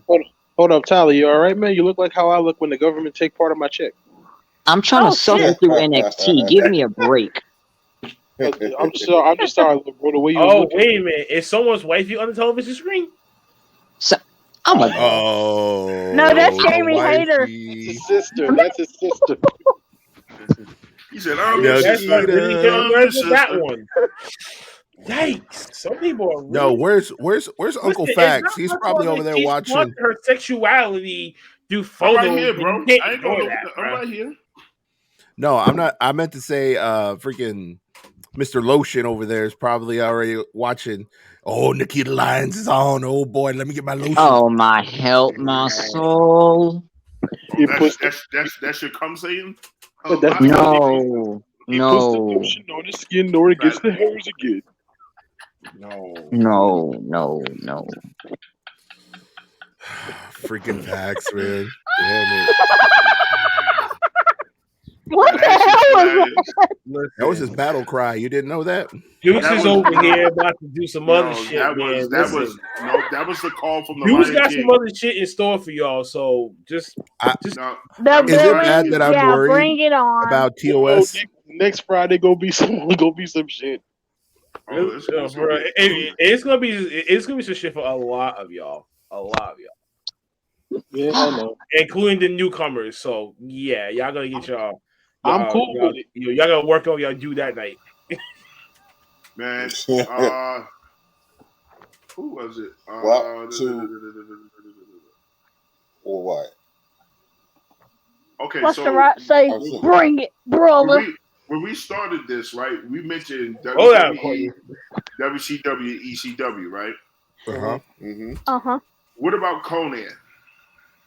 Yes. Do you think Conan should have got a title shot at WCW? For my Spanish guys, let's go. World title shot? Yes. Yes. If we're gonna go, he was pretty good. He was pretty big on the mic. I mean, U.S. title, okay, but world title at that time? I if mean, we're they gave it talking, to David Arquette, so. Hold up. Now that was Vince Russo. That was Vince Russo's doing. I know, but like, if we're gonna do that, well, this title versus this title, we're talking about WCW. Like, you can just throw names out. And I just think like, we're yeah, talking- We're absolutely. collectively understanding that the David Arquette shit was disgustingly bad. We're all under that. just a understanding. side note. Was it worse than David Flair? Just a side note here. Damn. If Yeah. I ever have the opportunity and the extra money to pay to have Vince Russo come on the podcast, I would do it just to say you're a fucking idiot. How you can call me an idiot, bro? WCW. How you gonna come and bring me New York on your Times, podcast and bro. call me an idiot? That's Vince Russo. You gonna call me an idiot, bro? WCW was in the New York Times, bro. You don't know what you're fucking talking about, you marks. Talk like a true New Yorker. You buster. He does. Staten Island. Every other word out his mouth is bro. Staten Island. I'd be like the '90s call. They're asking for their catchphrase back. Go send that shit somewhere else, man. No, the '90s called, and they want their look, their feel, and their attitude back, bro. I mean, come on, we got to give Vince Russo his credit. He came up with some innovative match types. The Judy Bagwell on a forklift match. The Viagra on a whole match. Are you serious? Well, I will. You gonna give that man credibility? Hell no. I will say this though, just off of the wrestling topic for him. Congratulations to Vince Russo. He just became a granddad. Damn. He just had a grandbaby. So, woo. Shout out to Vince Russo. And P.S. Fuck you, Vince Russo. You ain't shit. And fuck you, Vince Russo. Yes. Hold on. Wait a minute now. But wait a minute, man. Fuck the Midwest Marks. Fuck them, man. First and Here we go. Rent They free, really- bitches. They really Here ain't we go. shit. Rent free, bitches. I'm free. I'm a free agent. That's why. They're leaning up against their own crutches right now. Yeah. Oh, mental health break. Yeah. Well, Yeah, they copycatting. Yeah, I said it. What? Sure. Who ate too much corn and couldn't shit it out? Get my Mike Goldberg on, and here we go. Bro, what is that? Hey, don't tell me that. Within 24 hours, I had them blocking me on everything. What you mean? What me too? What do you mean? I came at But them it as was well. just- What you mean? Listen, I'm the you one have who to hit the understand shot. a lot of people. You have to understand a lot of people can't handle trash talking. These generation of people are pussies, man. No, I'm an OG to this trash Hang talking on. shit. You know what Hi, I'm saying? Bojack. You can't talk But- talk shit to a young ass TS. You know what I'm saying? Tyler, he was just born in the wrong generation. I think he can keep up with us. Yeah. So Listen, I don't group all of them. I could throw punches at Tyler all day, and I know he's not going to be afraid. But there are some shit that I can rattle his brain, and that he won't talk to me for a couple of That's days. truly David versus All right, Goliath. T Grizzly really spitting right now. That's crazy. See, these two are truly David and Goliath. Then He called me T Grizzly. Is that what you just called me? He did. Yes, he did. Now see. I respect it. Now, because we are doing a podcast and we're doing this for Fade views. to black. And I don't want to do anything that's going to cause for Big Mike shit to get turned Man, off. you've been going at me this Say whole whatever time. the fuck I'm you want. as is. We're not holding back shit, fam. Say whatever you want. Right, you're already the big black boogeyman shadow as is. Might as well. If Mike, Going at me this whole time. I had to trying to get run a calm platform, here I am to say fuck Hold that, up, throw it yo. out the window. I mean, Let's jeopardize it.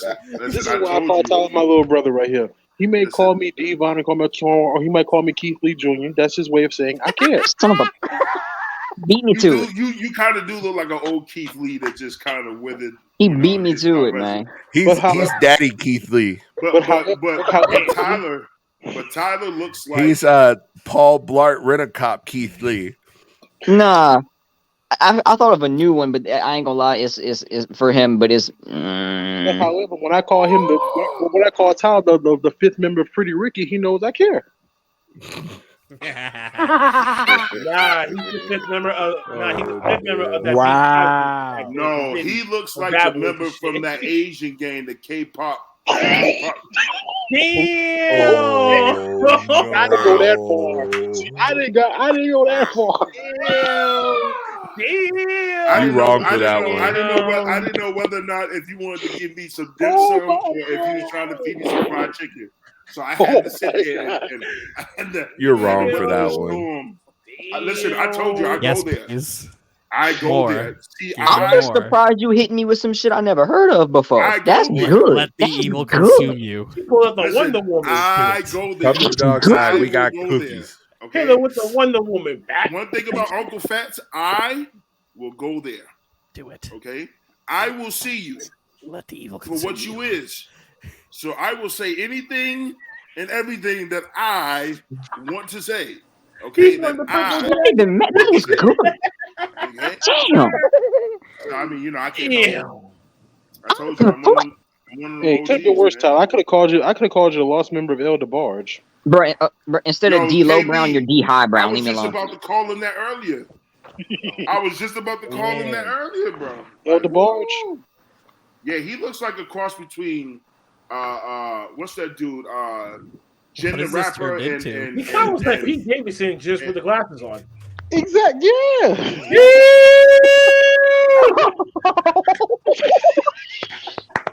Hey, hold on. Pete But he Davidson. Kim K, so you should be happy right now. Exactly. He got Kim K. Even though Kim K been ran through by half the NBA and the NFL, but you got Nope, Kim I'm K. done with this. Nope. Oh, you talking about the Yo, Kardashians? if he takes his glasses off, he look like he could play for the WNBA. And You want me? Call me. Oh my god. Call me. What's going on? Look what you started, Dylan. This is what happens Let Dylan, the when you hate bring the consume whole you. mob into your own Let the podcast. hate consume you. This is what we want. So This this is This is the chaos that we want. This is what happens Give when him you're one actually. more motherfucking time. This is what I happens wrote when one you get too. all of us. You get all of us in the same room. Let the Are hate we missing? consume Podcast. you. Are Let we it, missing let it Sean? happen. Isn't Sean missing? Yes. Let it Yes. happen. Yes, she had to work late. Sorry, Dukes and Mav. This is the energy that I feed off of. Perfect. Oh man, Perfect. And hold on. What's his name? What's his the big Hey, ass bro, boogie in hold the on. What's his corner? name? Shit. What's his name? The guy that just came in. What's his name? Gargoyle.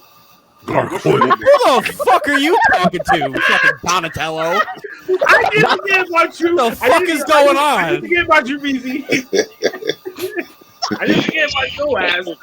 Yo, what's your name, brother? What's your name? Dylan. Dan. Dylan. Dylan. Like Dylan Bob looks Dylan. Dylan looks like he's the head of the detention facility for all of us right now. He's just sitting there like evaluating of us, like, yeah, good job. No, I'm just like, yes, more. Like Keep it going. there's a reason why you're in So, here. so what you're saying is Dylan is the substitute teacher. He's just there to make sure we don't burn the place down. No, I'm here to burn it down. No, I'm the opposite. Mike, He's trying to encourage the Mike's the one that doesn't want to burn That's anything. the gas can and I'm the just sitting matches. here. I'm Eddie Kingston with the fucking with the canister trying to light people on fire. That's You're me. the wizard. You're the wizard. You're the grand wizard. No. I'm not that. Let's not. I tried to catch him. Let's not reference Grand Wizards here. Hold That's a on. bad If thing. anybody's Eddie Kingston, it would be me. Because I'm the one that'll probably throw somebody off the top of a cage with a big ass smile on my face like Eddie Kingston. I was over here trying to light Chris Jericho on fire. Well, you can get it with the barbed wire on Wednesday. Nah, Devon does read a Bible verse afterwards. Tyler S. Testify. Tyler looks like he makes greeting cards out for stale macaroni. Damn. Is it at least Velveeta shells and cheese though? I love you.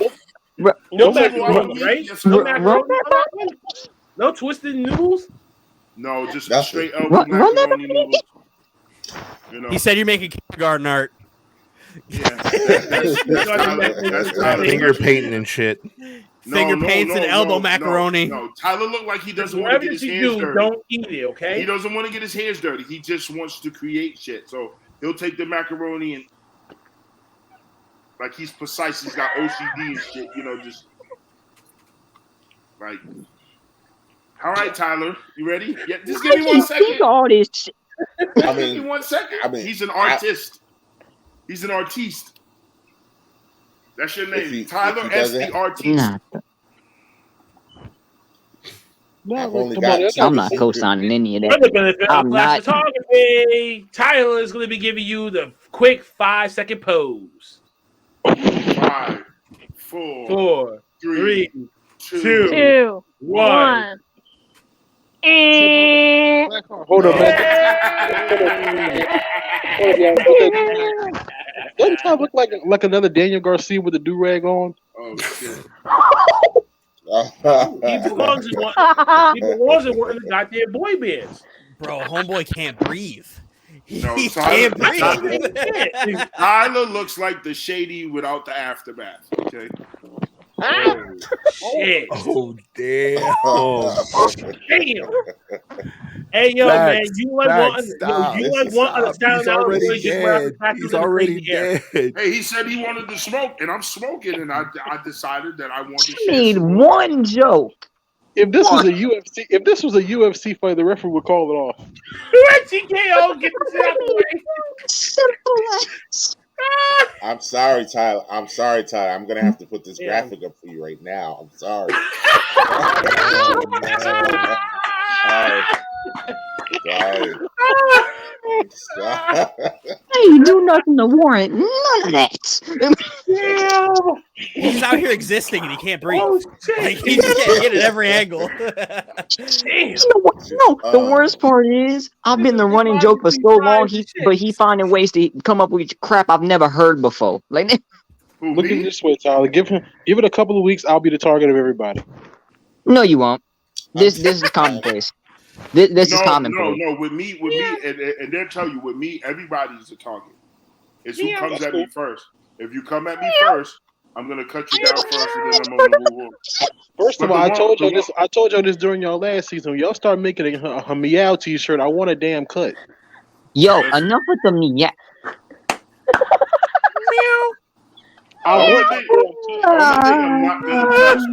I'm not gonna come at the ladies. That's the only thing I won't do. I won't come at the ladies. I'm just saying, I'm a fair man. I'm a fair man. I just want my typical 30%. I appreciate you, Fats. Yeah, that's true. But I'm gonna exclude this statement. We got a deal. Well, I'm gonna exclude I'm a fair this man. I statement just want from the 30%. ladies. If you act like a bitch, I'm gonna treat you like a bitch, though. Okay. And Kendall was the first example. Yeah. The no neck monkey. He was the first example. We're pushing it out. Oh, shit. No neck. Y'all remember that no no neck neck monkey. Monkey. Goddamn fucking design. Who is the no neck monkey? Yeah, he was a no I'm a neck. fair man. Why you do that, man? That sounds so bad. I'm a fair man. So bad out of context. So here's my thing, damn. See, here's my thing. I'm a loving person. I treat everybody with love and respect. But once you start acting like a bitch instead of acting like a grown adult, that's where I have a problem. And that goes for male or female. I will accept who you are at all times, just as long as you are who you are and who you're supposed to be. And once you start acting fucking stupid and acting funny, I'm going to pull your card. And I hate to say it, and I'm not saying it in no funny way, I'm gonna grab you by your nuts to see how manly you really are. And Kendall was one of the motherfuckers that tested motherfuckers, and I had to grab him by his balls and call him out. You're not gonna come into this podcast family and think you're just gonna do whatever the fuck you want to do. I'm an OG bitch. I'll call you out. I'll talk about your mama, your auntie, her left knee, her fucking diagnosis, her stub toe, her amputated toe. If she got the sugar, I'm gonna talk about that shit until you understand that we are a family. Everybody has no problem being seen or heard. But when you start playing motherfuckers and then you start playing with motherfuckers' money. Out of $20. Out of 20 fucking just $20. $20. And he made the bet. He made the bet. He made the bet. But didn't y'all see? And this is the reason why we don't bet in this group anymore. And as soon as I figured out it was him in our chats popping up again, I freaking ripped his ass for that. That's why I'm glad I faded out, because if I was there, he would have filed a lawsuit against me for bullying, because I definitely would have dug in his ass and made sure that he would have cut some of the fat off so he could breathe properly. This is a fat bitch that ain't got no fucking neck. That's talking shit. This is an Eric Kulas moment, folks. This is a Stumpy McGee silverback gorilla who's so fucked up mentally, who thinks that every fucking I wish I still had that motherfucking screenshot. And nobody wants nothing to do with that motherfucking screenshot of his face. And if anybody goes on his podcast, you're a bitch. Trash. You're a bitch. Oh, trash. You're straight bitch. I didn't know. Straight trash. Oh, no. Oh, didn't I not tell you? Preach, Pats. Didn't I tell you? Yeah. I think one of them has already left the podcast, and the other one's on the way out too. Yeah, because he's a bitch, and I keep saying that until he ain't got shit. Hey, I told y'all, not man. because they figured it out. Listen, that you know, when we start calling that motherfucker out, and then he be like, "Oh shit!" And then he was on Spaces, and then I call him in the act. I'm like, "Yo, so you gonna do to them what you did to us over here?" I'm like, "Huh? You shady as fuck." And then they all hit me up about that. So I told him what the fuck really happened. Yo, he's a straight bitch, point blank, period. And anybody that socialized with that little fucker, fuck off. Don't even come nowhere near these podcasts, because you're gonna get chewed the fuck out. And I dare for anybody to say something. Anything goes to the Midwest Marks too, and you already know what time that we on with them. I'll see you at an independent. Hello, I came from there. Y'all's win, their loss. Hold up. Courtney did a whole Medusa. You took their championship and came over here. And I threw that shit in the trash. You did a whole Medusa. And she threw it in the trash. And you know what? Congratulations, boo-boo. And that's why you over here with the champs instead of them fucking chumps. The fucking pussies. That's right. Oh, and let me say this publicly.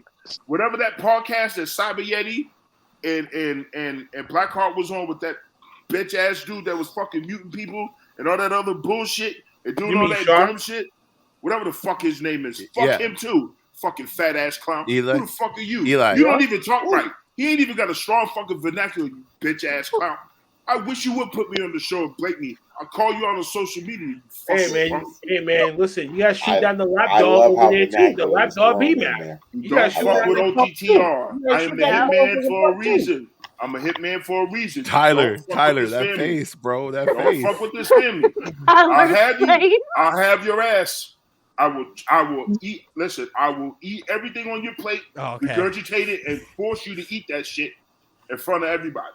This is jail, motherfucker. And that bitch ass. And when I watched that video, first of all, this is Rikers Island over here. Fuck that, man. Blow the cameras real quick. First of all, I love my family, but I'm gonna say this right now. I don't give a fuck who got a problem with it. Until me and that motherfucker talk, the way he treated Queen Shar, I don't appreciate it. So now we got a bigger fucking issue. You're a punk ass bitch. I don't give a fuck. He's a bitch. It's not gonna happen because me and Cyber had already chewed them out. I don't give a fuck until I say what I gotta say. Ain't shit over. He's a bitch, and I say it to his you better send me a video clip. So you better send me. So record yourself. And I'm gonna say it right now. And I'm gonna say it just like this. I'm gonna play. I don't be on Twitter. I'm gonna play it on the season premiere next week. And you're gonna be like, Twitter. I'm not on Twitter, even though I got a Twitter account. I'm not on Twitter. I got Instagram and Facebook. You want to find me on Snapchat? I'm on Snapchat too. So that podcast, I want to mute people and act like a bag of bitches. Come see me. Come see Uncle Fats. Come get this smoke. You're gonna respect the ladies in this family. The boogeyman has arrived. I'm gonna fuck you up for real. You want to mute motherfuckers, then you want to let some retarded ass bastard get on and talk after a lady that's trying to give her opinion because you're a punk. You want to be a sexist ass bitch. Go fuck off somewhere. No wonder why your shit ain't possible, you punk bitch. Stop doing the dumb shit. Hey, I love it. And for the record, that episode that we was on is it's sitting at 2K plays. I mean, it said 2K views right now on their own shit. Damn. And that's the So biggest one they ever had. What shit that we bring to the table, and that's when the we biggest one they ever had. Podcasters. That's the biggest one they ever had. And I know, And I know, Tyler, I know your mouth's been open, but I'm telling you right now, I'm for the fucking smoke. I'm for that. I'm for that. When I came into the OTTR, Tyler, I told you this shit. Listen, I told when you I this came shit, into but this is OTTR, not something you do not want to play with. Listen, when I came into OTTR, before everybody else came, I told Blackheart what my purpose was. I was bringing the smoke. I was bringing that side that nobody else wanted to bring. So if you do anything towards this family, any podcast that I view as family, your ass is grass. I'm going to chew you the fuck out. You won't out-talk me. You can't talk trash better than me. You definitely won't out-eat me. You definitely ain't got better class than me. You're going to be my bitch for that whole entire time until I'm done. Not until you're done, until I'm done. Damn. So and until we already. Sorry to interrupt you, Uncle No, Pat. you good, baby. No, you good, baby. Talk. You good? No, it's okay. The biggest draw was this one right here. Okay, I helped them build that Talk company. your shit. Talk your shit. And I support help you. Bump your shit. And you know what? And I will support you. Wait, Mike, man, you gotta give it the solo screen, man. I want this one. Yeah, I want to hear it. I want to hear it. Yeah, I want this one to the solo one, but just for her. I want to hear what you got to say. Do it. Speak your shit. See, speak it. Right, hurry up, Mike. Damn, man. I came. Well, yeah. I came from have a system. WMK, okay, which is dead in the water because their number one draw was me, boo boo. Okay, I like that. I came over here to the family, the OTTR, and it ain't no messing with us. And why hadn't you uploaded? I wonder why. Shots fired. Shots fired. Fired. Shots Pipe fired. bomb. Fired. Shots fired. Ladies and gentlemen, we just had the first Courtney pipe bomb of the season. And it won't be the last, ladies and gentlemen. It won't be the last. The CC connection hasn't even started yet. That's our first. My she's purpose gonna here. and she's gonna go up on that one too. Listen, my purpose can't here. wait for that.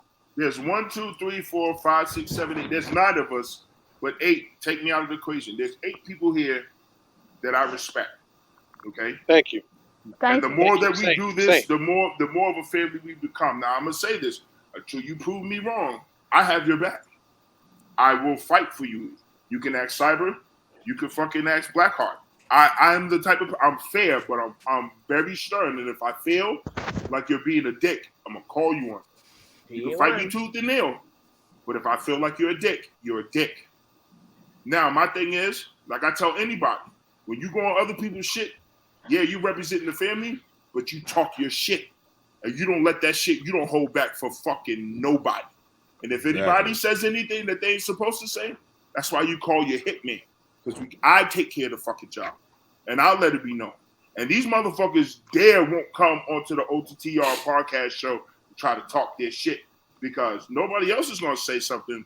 I'm going to say it. And when I say it, it's going to cut deep. Then I let everybody else eat. Because now everybody gets to get their shit off.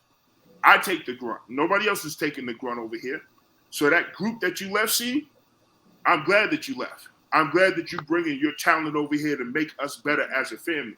When people don't respect you, fuck off.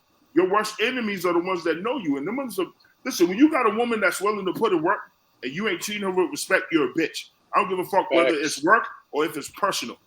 Hey, okay? Uncle Fats, there's even a group that's made out there dedicated to their demise, and Cyber and I were in that group, so they know how the fuck we talk about that shit. And you let them know. Believe me, there's a whole other group out there from ex-Midwest people that was on that podcast that had a left, and they made their own little shit because of that. Okay, that's cool. As long as they're doing their shit and they ain't coming at us, I'm cool. I'm cool. They're more of an alliance to us. They're gonna be a far alliance because I just don't tolerate that shit. I don't want no bad bandwagon hoes. None of that shit. Hey, relax.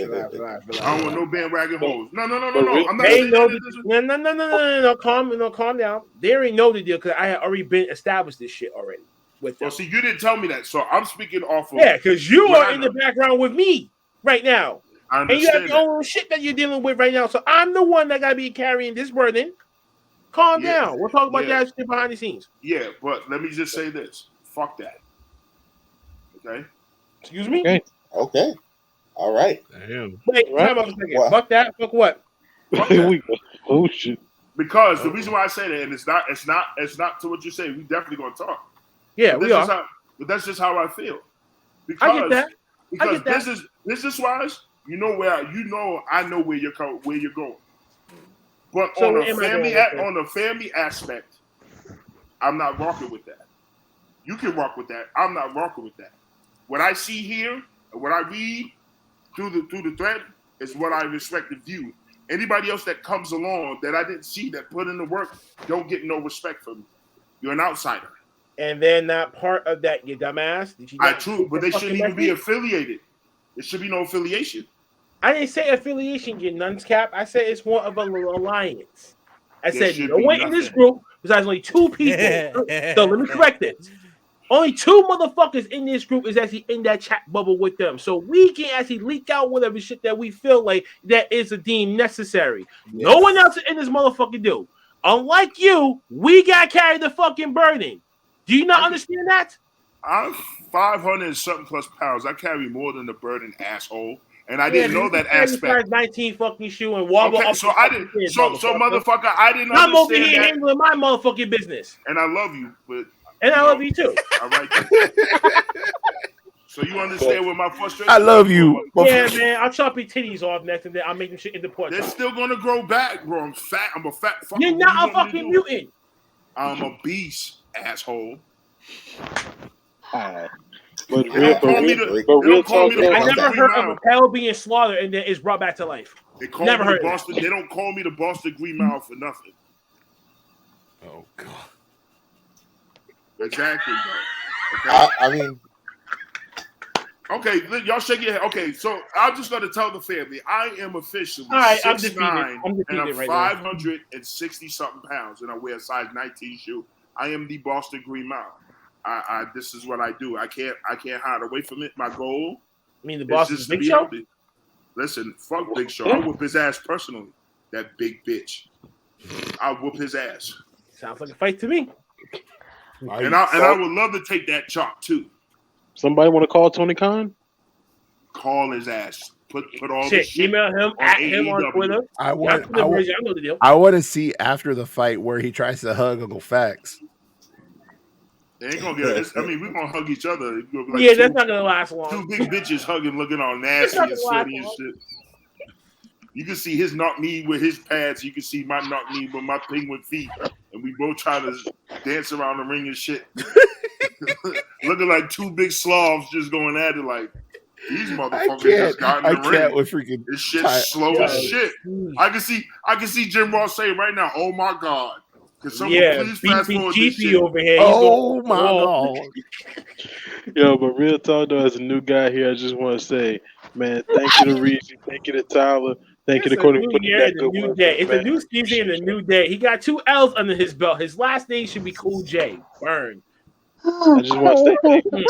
Real talk though, Blackheart, I want to say thank you for welcoming me into the family, and I can't wait to work with the rest of y'all, man. Especially the pretty boy assassin right there, Courtney. I've been wanting to work with you for a long ass time. Reezy, you know I got love for you. Everybody else can't wait to get to know the rest of y'all, man. And y'all, getting off to this sentimental shit for a second. Right, Mike, you supposed to take over this whole motherfucking thing. You lost control again. At what point was I supposed to interrupt that? At what point? At what point was I going to just stop that train from going? Courtney snorted. This freight train went off the rail gotta and let we that died train to full go. like a responsibility candy for somewhere. it. And we all just died. Exactly, We all made it Dylan. down there. I'm sorry. Exactly, Gilly. I take full responsibility for that. Like, No, that was my fault. No, that was Yeah, my Dylan fault. is one that wants his own train wreck. I wanted all the smoke to pop up here. I loved it. Dude, you got a destroyed fucking Cyber. train. Look, you got a whole train that's already being mangled and shit like that, and deep in the fucking cane, Grand Canyon somewhere down in the coast, it will all mangle the fuck down there. Yeah, that's what we want. Louis That's exactly what we I, want. I only have 2 names left. I only have 1 graphic left. What So you got? I'll throw this guy up here. Yes. Oh yeah, how can we Yep, forget? good point. Mad respect. The best, I don't care what anybody says, the best promo in wrestling history is anything Jake Roberts has ever done. The man's promos would scare the hell out of you without him raising his voice. I have a fun fact about him. A lot of people didn't know before he was a wrestler, he was a referee. Back in the late 70s, he was a referee, and he got pulled for being a ref to chauffeur Andre the Giant around in the late 70s, early 80s. Really? Him and Andre the Giant became the best of friends to where, if you remember that match where he had with Andre was whooping his ass, where he slammed Andre. And then, Wait, Jake? yeah, they had, no, it was for the chip. It was just a regular match. Oh. It was a regular match. And Jake the Snake said it. He was like, every time when I talk about him, I choke up because they became the best of friends. And if it wasn't, he said the best way to become a wrestler is to start off as a referee, because you get to see the reaction from the crowd. You get to see what feeds the crowd, what the crowd likes, what the crowd doesn't like. So when you become a wrestler, you know what you have to do to captivate. That's why his promos and shit was so perfect and so like terrifying and convincing, because he learned for being a ref. And then when you work like with guys like Andre the Giant, who was the general at the time, you couldn't do shit without his say so. And he said the matches that I had, he said, I was taking the hits. He said, I tried to clothesline him. He said, Andre looked at me and was like, hit me for real. He was like, Andre wanted you to try to whoop his ass. Otherwise, he was going to beat you down. And he stated it. He said, Andre pulled out my hair. If you go back to that match, there was a time when Andre stood on his hair, and then pulled him up by his arms. He said the dude was literally ripping hair out of my hair. He said, but that was Andre. He said, you had to love him. He said, I didn't think I could pick him up. He said, but before I knew it, as soon as I turned, I realized that his feet was in the air, and I was like, oh shit. You know what I'm saying? Like, he knew how to sell shit. So for him to not get that push, that hurt me. That was like, he was like the Randy Orton before the Randy Orton, because that DDT just popped out of nowhere. Oh, absolutely. He caught you sleeping. Caught you fucking sleeping. That whole And shit. when he caught you, you were sleeping. Right. Yep. And you remember that time? You remember that time he threw that bag, that snake on Andre the Giant? Yes. And He freaked out like out. he was having. Okay, so the story was when he did that, that was all an act. Of course, that was all an act. So what happened was when he was doing a heart attack, and this was a funny story. He said when he was doing a heart attack, somebody in the crowd was yelling at Bobby Heenan, "Give him out the mouth! Give him out the mouth!" And he was like, he said, Bobby Heenan turned around and was like, "Fuck no, I am not putting my mouth on. He's got alcohol breath." Because Andre the Giant loved to drink. Yep. This motherfucker would drink 48 beers in one sitting. Tyler, you'll be looking at the same thing. Tyler looking at his sister right now in NXT. All I can say is God bless America. NXT bound. All I can say is God bless America for what your sister had on. You can eat. That's why I said God bless America, because that's why I wanted to shut up. That's Katie. not why Shut I up, made Katie. that Wait, face, shut up, sir. Shut That up, is Katie. not why I made the face. That is Shut not. up, Katie. That's all I'm gonna say. Shut You said exactly. Shut your ass. Oh See, my I'm trying to god. respect. I'm trying to respect you because I know that's your wrestling sister. But damn, that team right there, Shut. she Hush. can't be from the West Coast, man. She gotta be She from the is South Side. Vegas. There's no way. Vegas. There's no Vegas. way. Hey, you know what? Hey, you know what they say about Vegas? But Mike, Vegas, who's the last one, man? Well, Vegas last does one. not So grow. this Vegas does not grow a body like that. That's collard greens and cornbread did that to her. Oh shit! That's greens and cornbread right there. No, that's BBC getting into her. Oh my help my Oh fucking Jesus. soul. And you know I'm right about that one, folks. I'm not disputing a damn thing, okay? I bet you ain't. I'll bet on it too. The person who's holding that camera, who's taking the pictures. Who else is going to be doing that? Oh, he just Case in saw point. one. Case in point. I'm just saying, I come on, think man. even- Answer this question. This is still like greens and cornbread, don't she? She eat them greens and cornbread, don't she? I mean, With that good old baked she's- chicken, do she? Huh? What? She eat She them greens definitely and cornbread with that eats baked chicken. I'm not answering a Quit damn question. drooling. Man, I'm a chef. I need to know these things. This is No, for you don't. scientific- Yes, I am. This is No. for this is Worry for about your own. scientific. This is for scientific purposes only. I need to know, For like, scientific purposes, my ass. I'm a chef, man. I probably could cook her something she might like. You never Mm. know. Might be able to become her personal chef. We don't know. You really expect me to believe that Damn. bullshit, bro? You expect me to believe that? You know I'm a You chef. don't know. I'm a You chef. expect me to know believe this. the bullshit that's coming out your mouth right now? That's insane. I'm just saying. I'm just saying, bro. I mean, I could fix her something she might like. I'm just saying, bro. I'm just saying, bro. I ain't trying to hear none of that. Shut up. See, I could have said that she got. I could have said that she got Tyler, the this yams just on makes her. me think like you're just like every man that Yams. have a Yams. and you just don't want to just own up to it, man. Just own up to it. Just own Own up up to to it. wait. Own up to what? You low-key want to fuck your wrestling sister. Nope. Yes. Nope. Stop lying. Nope. Stop Nope. it. You're Nope. just like Mm-mm. what? Nope. I mean, what? 500,000 Nope. people that watches NXT's probably Nah. thought. Nah, I'm good. I'm good. I'm just saying, Tyler. Your sister got more cakes than a bakery, man. I'm just saying. I get it. Yam Bigelow. All right, moving on. Ooh, Nicky that on the is line. I'm just saying. I just need to know. You hit a Does she have a nerve there, favorite cake? boy. Does she have a favorite cake or a favorite cookie? I'm not answering any of your He's questions. not. I know he's not. She He's like- Well, Shout Tyler out to does Yam talk Yam to her on Bigelow. the daily, though. Yammy and Bigelow. Yeah. The takeaway from this show. You didn't say any questions. I'm Is just she a saying. dominant woman? I'm a chef. I What? need to know these things. You Oh, don't wait, know. That's too young for you that. don't need to Wait, know. wait. Oh, No, wait, wait. He's Jesus. probably too young for that part, so I Well, don't want to give a whole description of Tyler, I that. don't know what you're insinuating. I am a chef, man. Or maybe this is what I do. KB, you are the same person who. Tyler, don't you bring up the Sammy Guevara tweet? Don't you bring it up? Oh no, I'll bring it up for Oh, you. shut up about that asshole. I'll bring it up for No, you. I'm talking about what KB said. I ain't talking. I'll bring it up for the rest of the fam in here. The day Sammy Guevara proposed to Ty Conti and I saw it, I said, and I quote, that Ty Conti must have the head of a porn star for Sammy to propose that quickly. After 6 months, and I will say it proudly. Is she even legally divorced yet, though? Yeah. After 6 months, 2020. let's be real. Come on now. Ty Conti must have given her that porn star that type head. Come on, let's be real. That's KB. It's not the tweet itself. The day they got engaged, you just had to say it. You couldn't have waited. Let that shit fly. Hold on, Black. No, let it Off go. the top Let it rope. go. I said worse. I said the only reason why that she got with Sammy was trying to get to the top to try to get to the next championship title run, but then Right. that didn't happen. I did say that before. Hold up, Todd. Let me ask this question. That is true.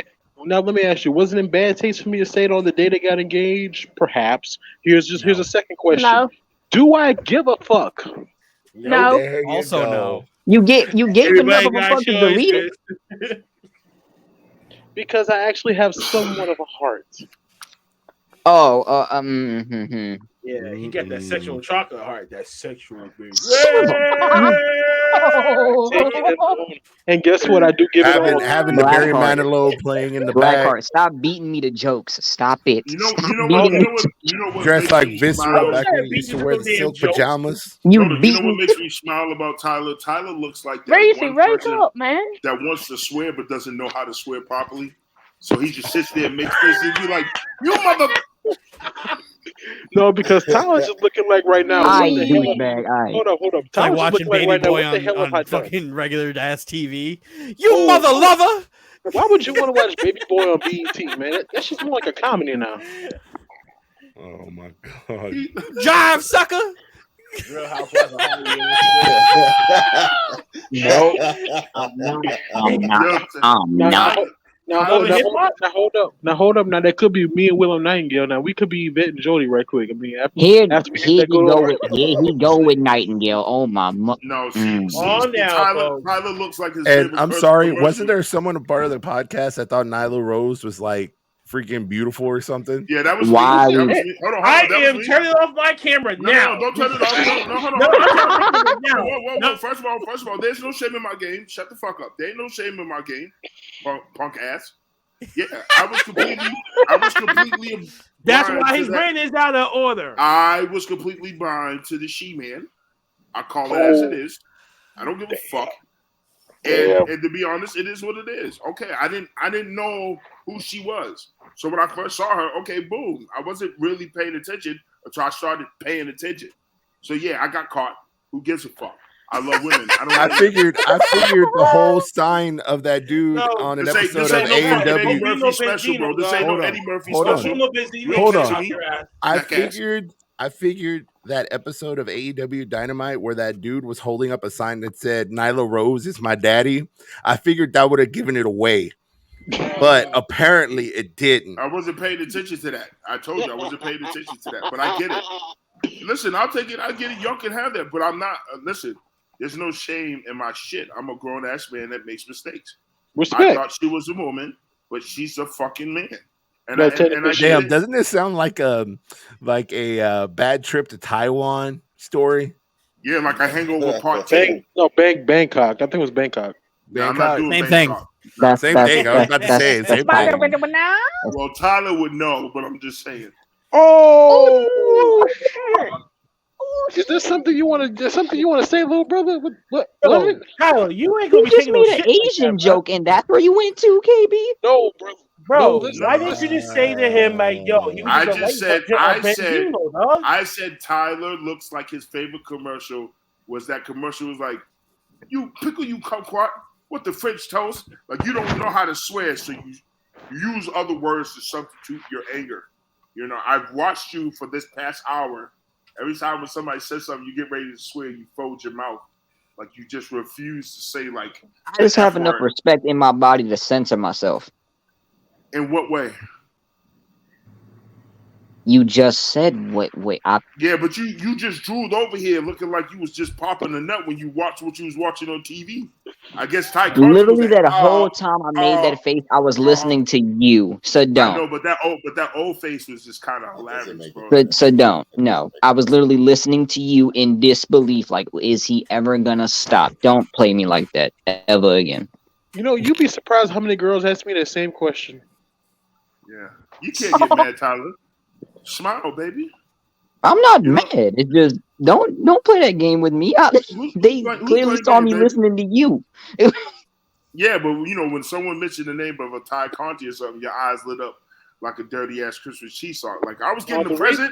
The reason his eyes lit up was because I remember the day I posted that tweet, he was shocked as fuck. Like literally, so that you is have a high ingrained. shock value. So you That is shocked burned into my brain. That tweet immediately. That's anytime I hear Ty Conti, I immediately think of that tweet he made that you said you didn't give didn't give a damn about, yet you deleted it. So you obviously gave some sort of a damn. You can't delete tweets. Yeah, that was one of those rare days I actually gave a shit. I mean, you Next. know, it is what it is. You know. Next topic. Yeah. I don't know what the tweet was, but I'm just saying, you know. He said it. Ty Conti must have had the head of a porn star for Sammy to propose. Oh, everybody has a price for this man. Money. Yeah, I can't dispute it. Yeah.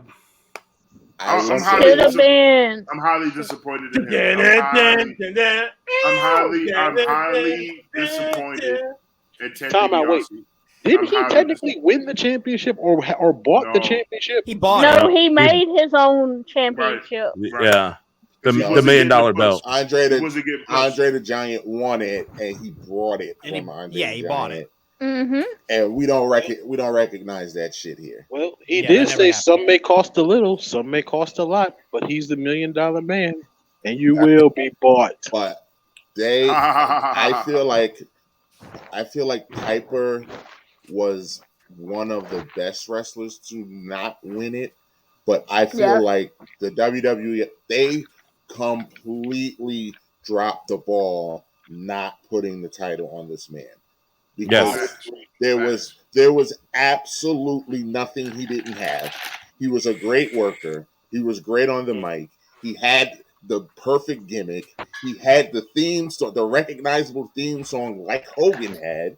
There was nothing he didn't have.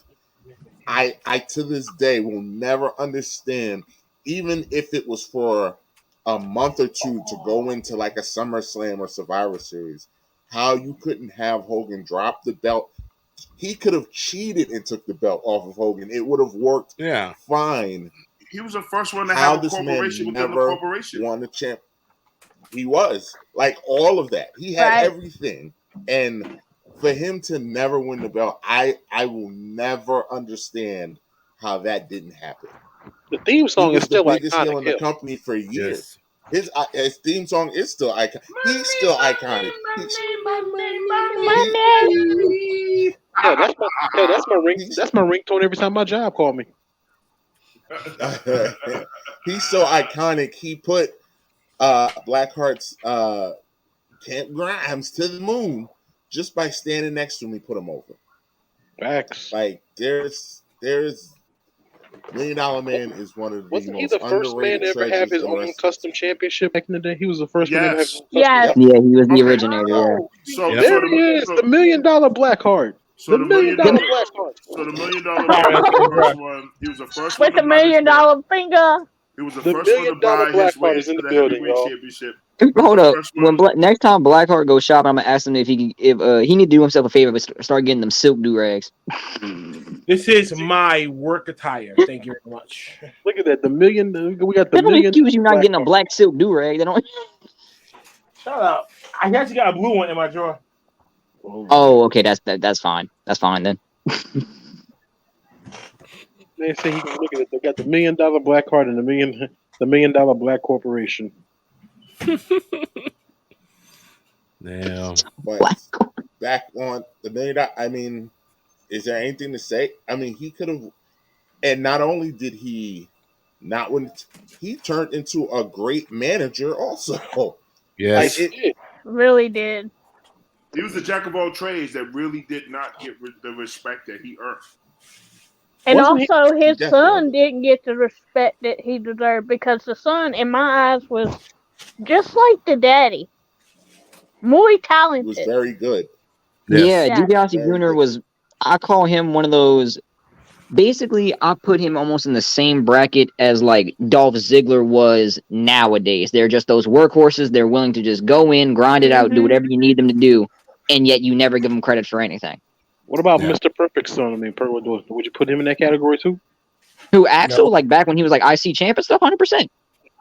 Got in there, did whatever you wanted him to do, and you didn't give him anything meaningful in return. But once he's joined that whole B team thing, That was it.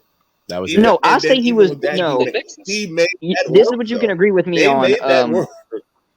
No. He was. What I say doomed him is the moment they paired him with Ryback. Oh, That's sweet. what doomed him. Rybaxel. Yeah. That was the Yeah. setup to Ryback, just. yeah, Ryback that was like a waste of space.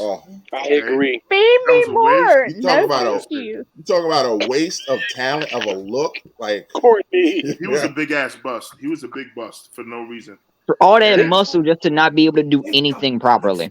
They tried to turn him into the All second that coming of muscle. Goldberg, but that didn't work. You want to know what makes that even funnier, KP? Yesterday I rewatched Royal Rumble 2014 because it was a talking point. on something I was doing. And no joke, when Ryback comes out, the crowd broke out in Goldberg chants. Yeah, of course. Mm-hmm. You can't go into the Big Four. You can't go into a Big Four pay-per-view with a smart crowd like that. Come on now. First of all, you can't go anywhere trying to implement something that's already been done. Thank you. It's hard. Yes. It's very hard. And one of the big things that I get mad at with WWE is that when it comes to second generational stars, to me, the only one that really got that push because the fact that he had the backing of legends outside of Batista was Randy Orton. Well, Dwayne Johnson was third generation. I'm sorry. Third. Yeah, but hold on. So was Randy. Randy's third too. Randy's Yeah, third but what I'm saying is I'm talking about the time period compared to where Rocky came in, because a lot of people fail to realize Rocky wasn't getting shit when he was Rocky Maivia with the blue stripes with the tassel on the arms. He was considered a fucking joke. He was getting a fucking joke. So he had to really turn some shit around compared to Randy Orton. When he came in, he was automatically known as that third or second tier generation that was going to be a success. He just luckily happened to be put with Evolution, which helped catapult him to become the youngest champion at that time. Yeah. Let me see if I can clarify what Fat is. When he said like second generation, he was obviously talking. I think what he meant was like the second generation of like WWE's development projects in terms of talents. Okay. I'm pretty sure that's what he meant. Right. Gotcha. All that good shit. Because when the three of you remember when the three of them got together, Cody Rhodes, Orton, and fucking DiBiase. Legacy. Yo, the legacy, that shit was popping. Yeah, it was over. You don't got a real tie, Blackheart? I have to wear one. No, but you don't got a real one. No, this is the company. That is a real one. Oh no, he's got where you actually got to tie a tie. You got the fucking clip on. Told you, company issue. Come on. Company issue. Okay, that's different. Blame the company. Don't blame me. Issue. Yeah, company issue. That's different. Hey, if it's free, that it's means free. save Yeah. money. That means save money. Even though you look like the Muslim security off of Chris Rock's movie Head of State. That's my tailpipe, Fat. Head of State. So hold on, Fats. What you say? So what you say? That Blackheart looks like Muhammad. Stupid.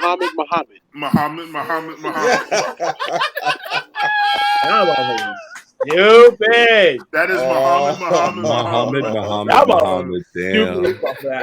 The role of Blackheart will now be played by Muhammad. Hold on. If Blackheart turns to the side, he actually looks like Big Mook. Oh damn. Man, if Blackheart had hair, he looked like Big Worm. Oh shit. Big perm. I mean, big worm. Big Worm. Big worm, big hole, big. I don't give a damn. You get your ass on out of here, boy.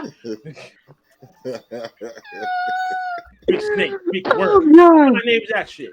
Assalamu alaikum. Blackheart look like he about to go past that at a whole convention. Facts. My tailpipe's real, dog. Hold up, y'all. Real talk. Somebody have a taste for bow ties and bean pies for some reason.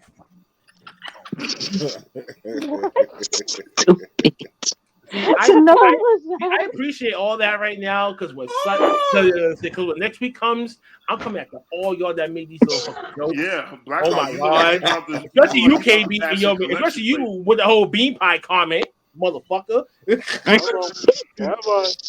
This program is now officially been televised. Okay. For real. Hey man, you call me Keith Lee Jr. You damn sure is Ricky Starks. I didn't call you Keith Lee Jr. He did. I called you. Man, you talking to me? He talking to me. Chocolate. That's what fuck I called you. Now you see, I take that as a compliment because so many females have called me that same thing. Dude, you gave birth to a hand, bro. I don't want to say nothing from you. I want to hear nothing from you right now. I'm also the man who always leaves them. Man. I'm also that nigga who always leaves them sore, yet they always keep coming back. What you talking about over there, sir? I'm actually going to say this loud and proud for security. KB reminds me of the 1990s caller for Family Matters. That was funny. KB reminds me of Carl, Officer Carl Winslow. Come in, sir. Wow. I got more swag than Carl Winslow. I got more swag than Carl Winslow. You got more swag, but that look when you be sitting over there chastising motherfuckers. Now listen here, Andy. Let me tell you something, man. Come on. No, you're gonna do things the right way, okay? I ran over here. You hear? You hear me? This is my thing. I can see him right now, shuffling into the kitchen. Mm-hmm. Got my plate with the 2 donuts and the coffee. Mm-hmm. Yeah, time to get it. Oh, Daddy Carl. Daddy Carl. Daddy Carl. Daddy KB. There you go. You don't know how many females have called me that same thing. Yeah, but you'll be called with a K, not a C. Cool, the cool call. Not the other call. But Look at this. Got Blackheart sitting right here in the middle, just looking at all this chaos and destruction with his damn sunglasses on. The way you about to go listen to the word of Brother Malcolm. No, he looked like Bishop Tutu. The word of Brother Malcolm. He looked like Bishop Tutu getting ready to pass the offering plate. I'll be the one with the gun with the silencer on that bitch and just creeping right behind your asses. Oh, done and over with. Get your asses out of here. This man better go listen to the good word of the Honorable Elijah without even having a trace. Better go listen to the good word of the Honorable Elijah Muhammad. Gonna pass around the collection plate. I'm just gonna tell you right now, all this content is gonna be good. Be part of the whole extortion scheme. Whoa. I'll probably be my little avenue. It look like you got a fake online church that nobody shows up to, but just tosses their money because they just want to see you. Wait. You're one of my biggest contributors. Don't you talk about your own? I'm security. You don't pay me enough. Wait, what church needs security? What church needs security? This one. No, it's called pro-blackness of podcasting. No, it's called the Jesus Christ of Latter-day Saints. So hold on. What's the name of this church? The Greater Ebenezer Wrestling Church of Life? No, it's called the Jesus Christ of Latter-day Saints of Nowhere. Nope, it's the Church of Bacon. It's the House of Bacon. No, so that means I need to recruit more females so we can get the laying of the hands properly. Well, I'm gonna tell you right now. I'm gonna find my bacon Bible. So when I come back on the podcast, I'm gonna lead with that, and we're gonna come from the chapter. Yes, folks. He does have a brining and cutting when it comes to creating your own bacon, and then I'm gonna give scripture readings based upon that, and then I'm gonna have Brother Blackheart. Okay? I'm gonna have Brother Blackheart come with the offering tablet and just bring the tray around and just you pay your tithes, you pay your 10%, and then you go on the right, man. Just bring us a plate full of fucking different styles of bacon. I love the Brother Blackheart character. You son of a bitch! Stop being cheap with it. Just let me be in charge of the baptismal pool for all the females, right quick. Brother, I'm done. Goodbye. Because that water will be nothing but frying pan grease. No. The baptismal pool is gonna be filled with Hennessy or Remy. You pick your poison, okay? We need to clean all the dirtiness and purity from the bacon. How's that clean? Wait, but how? Because it's alcohol. Alcohol draws out. It draws out all the dirtiness from the meats. So you're talking about a cognac. Cognac is alcohol. What the fuck? Yo, hold on. First of all. Oh my god, no. You ever heard of an old fashioned? You know you can add bacon to the old fashioned, right? Wait, what?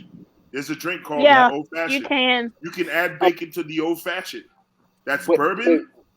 The drink old fashioned. You can add bacon to that as a drink. Just like you can have a Bloody Mary with bacon. I'm dead ass serious. I'm not lying to you. You can have a bacon Bloody Mary. I'm not shitting. Crazy. Look it up, guys. Google it. Bacon old fashioned. A bacon old fashioned and a bacon Bloody Mary. And on top of that, bacon on top of ice cream. Mm-hmm. I have heard of that. Hold up. Fresh up bacon, bitch, on top of ice cream. I swear to God. The salty matches well with the sweet. It's a good. Hold up, Courtney. 5 guys do that. They do a caramel bacon milkshake. I got one better for you. A strawberry. Dude, I'm from a small town. I don't even have that. Okay, before we go fucking coma, a strawberry banana milkshake with bacon for 5 guys will serve your taste palate to the T. Trust the fat motherfucker when he's telling you. Okay, if you don't believe me, we gotta put Google the that promos shit. up. Yeah, he bleeds out fire and frying pan grease. Okay, that's all that he knows. Damn. Hit that like, share, subscribe.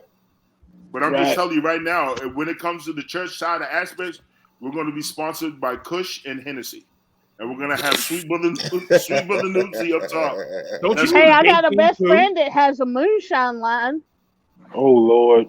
Not moonshine. There we go. No, I want to try that. I've never tried that, and I've been dying to try moonshine. I'm not even bullshit. Yeah. I want some real moonshine. I'm good. No, I'm dead ass serious. I'm dead ass serious. I'm dead ass serious. You don't want to try moonshine, trust me. That's like telling a fat person, "Oh, you don't want to eat that burger." Yes, the fuck I do. I want. So you want to die that night? Yes, I do. He wants to die and come back to life, y'all. Yes, you drink I do. You drink 2 shots of moonshine, you done for the night. I'm gonna drink 4 shots of moonshine. I'm gonna have a plate of bacon with a side of burger on top, and I'm gonna be good. And I'm gonna call Mike, you please like, stop. Look at here. Yeah. Let's hit the goodbyes. Let's get our solos. Let's get our solos. I know, Reezy, you're up first. Hit him with the socials. Hit him with the goodbyes. The quiet behind the right. What up? It's your boy, the King Reezy. King Reezy. I don't get tired. I'm always up. But salute to everybody who was watching. Salute to all the supporters.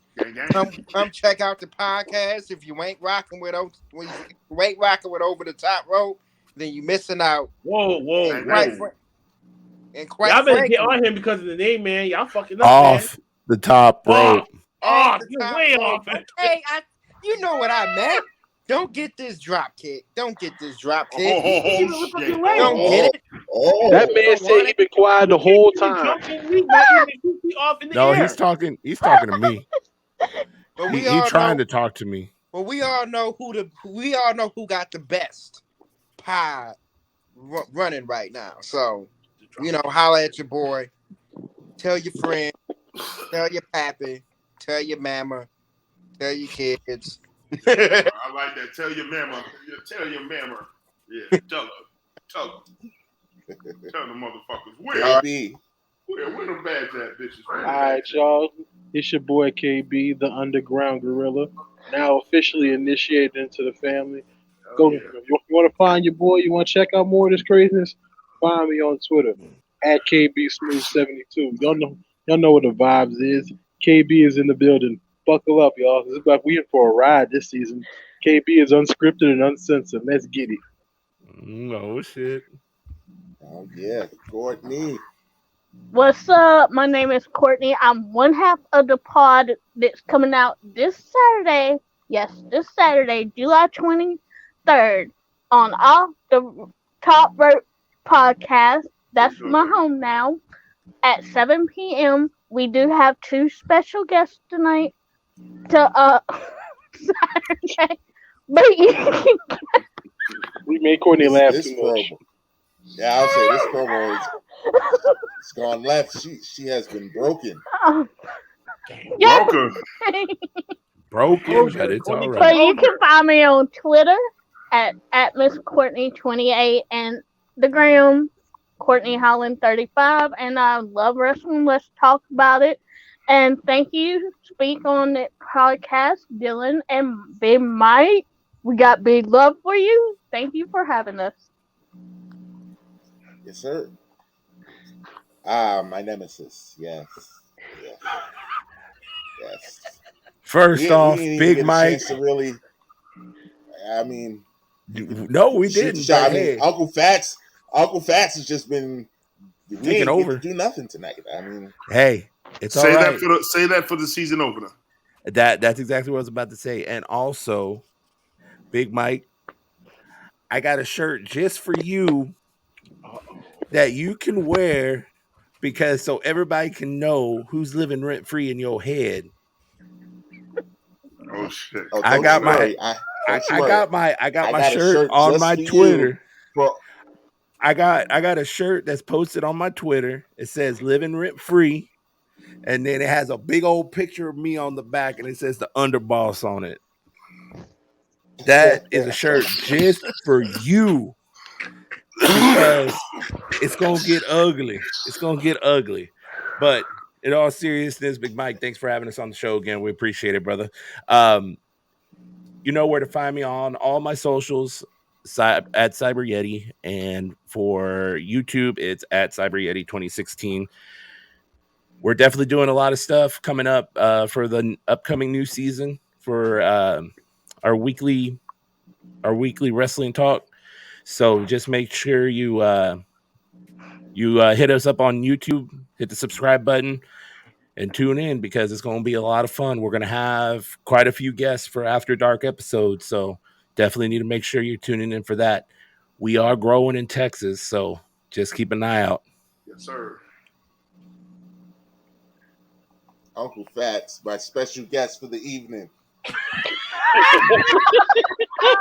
Looking like a damn solar eclipse and shit. Yo, he was too relaxed just now. For real. Yo, listen. I'm hella relaxed. I don't give a shit. You can see my food. You can see my food and my shit behind me, and I really don't give two flying fuck. Yo, my face hurts from Let me just say laughing so this. much. I want to say blessings to everybody on the serious side. Thanks, Big Mike, for having me come in as your special guest. I'm honored to be amongst family. Shout out to the new family members that are part of the OTTR family. We appreciate y'all. And everything that I said in this podcast, I stand by. Not going to change it, not going to switch it. I don't do social media like that, but if you want to find me on Facebook, it's my first and last name. I don't do nicknames. I don't do none of that shit. I go live when I'm with my band. I do music full time. And don't really know my handles for Instagram, but I be doing what I got to do. So if you really want to find me, go to my Facebook page, Paul Jones. That's it. If you got a funny ass picture, I'm deleting you. You got some bullshit ass shit on your page, I'm deleting you. You probably will get blocked. I don't play those games. My page is not for the bullshit. Now, if you want the smoke, come on the podcast. We'll set it up. I'll chew your ass out, and then I'll go on about my business. Now, with that being said, y'all get ready for the season opener that's coming up. I will not be there, unfortunately, due to my work. That's why I went ham tonight. So I apologize if I took things to the left. But it was shit that was needed that needed to be done, you fuckers. Okay? Now, peace, blessings, love, and care. Remember, mental health is important. Peace and time is important. That's something that you can't get back. And if anything that bothers you, you pray to whoever you believe in, and you hold your peace. You never let anybody tell you what you are not. Believe in yourself first before anybody. Love yourself first. Okay, if you don't love yourself, nobody else is going to love you. And in this family, we love ourselves first, and then we love each other. Okay, I'll holler at y'all. Y'all stay blessed out in this bitch. See ya! I'm going to go back to my shadow. Brother Blackheart. Testify. Damn! It's the president. Ladies and gentlemen, I'm taking all my fucking shit. Okay. You're fucking ridiculous. Anyway, it's your boy Blackheart. I'm in my working uniform. Like I'm about to be able to leave. Unfortunately, yeah. Thank you, Big Mike. Dylan, Podcast Poppy. Your Jets and your Nets still suck ass. Do something with KD and Kyrie for crying out fucking loud. Please do something. Anyways, thank you guys for having us on. CNC Connection, the series premiere for that joint. It's on Saturday, 7 p.m. Eastern Standard Time on Facebook, Twitch, and YouTube channels. And then we'll be back with season 6 the following week, the day before SummerSlam. Big Mike, you and I have a title match coming up for that night. So kiss that championship belt goodbye because I will be dubbed a 3-time OTTR champion. Not going to gloat too much because I'm really on the time crunch right now, so I should be making things short and sweet. Uncle Fats, chop up your titties and send me the packages, please. Cyber, my boy. To the new members of the group, I appreciate y'all being here, and we getting ready to put y'all to work when it comes to season 6. Midwest March Podcast, y'all pussy ass niggas ain't shit, especially you B-Mac, you big, giant, gay, motherfucking ass, dick sucking, cock sucking, brick ass, Mark ass, toilet ass, AEW stuck out by his ass, along with Eli, sucking his left nut because you already squeezing his right You one. mean his lap dog? His I'm lap not dog. finished. I'm not finished. But either way, it still goes. That podcast is going to be dead in the fucking water. Yeah, they're on the ropes, but I want them DEAD dead, exclamation point, underline, underline, underline. We're going to move forward from that. Hashtag MWMK. If you ain't with us, then you are against us. ABM style. Like State Property, bitch. You either get down or you fucking lay down. That's all I got to say about that. Black Heart out, bitch. Bitches. Shades on. Okay. Bitches. That was a lot. Have fun following that, Dylan. Have fun following Like, share, subscribe, like, share, subscribe, be notified. Pussies. Thank you. Appreciate Appreciate everybody coming on. In the special announcement, wait, one more thing. Give him the one. Give him back. I don't want it. No, wait. Give it to him. There he goes. There he goes. No, Edu said something too. He says, I'm coming back with an exclamation point. Whiplash. E Dukes ain't no more. E Diablo begins next week. Oh, Jesus. That's all we care. So that's all he texted me. That was all. Okay. All right, there we go. It's been a pleasure having the OTTR family on here once again. Courtney, Reezy, pleasure meeting you. Uncle Fats, thank you for everything you did tonight. That was awesome. Cyber Yeti, it's a pleasure as always. Yes. And the introduction of Brother Blackheart. Assalamu alaikum, my brother. Appreciate you. Appreciate you. Appreciate you so much. I wish you guys all the luck in the world on your comeback next week. Inshallah, brother. Just call me Brother moves on from the wire, okay? At least I can accept that. Fucking Muhammad. Oh, always a pleasure. Never a dull moment. Muhammad Hassan. Appreciate all y'all. _podcast Poppy _ on all social media platforms. Take down them Brooklyn Nets Flyers, man. Them shit's a travesty. Stretch your shit. You need to Poppy, go somewhere. Poppy, stretch your shit. Just take down the Jet shit. I'll stay with the Nets. Uncle Fats, that's even worse. I bleed green. I bleed green. I'm terrible. Well, I'll just tell you this: me and you need to have a show together so we can battle it. Because I would love to battle you when it comes to the Jets versus the Pats. We whoop your ass every year. I welcome that. You can ask Blackheart about last time he heard that. Okay, well, I'm different. So hey, man, I welcome it, brother. I welcome it. But yes, appreciate everybody. Thank you for tuning in. Thank you for coming. I know I was late, but it was a pleasure.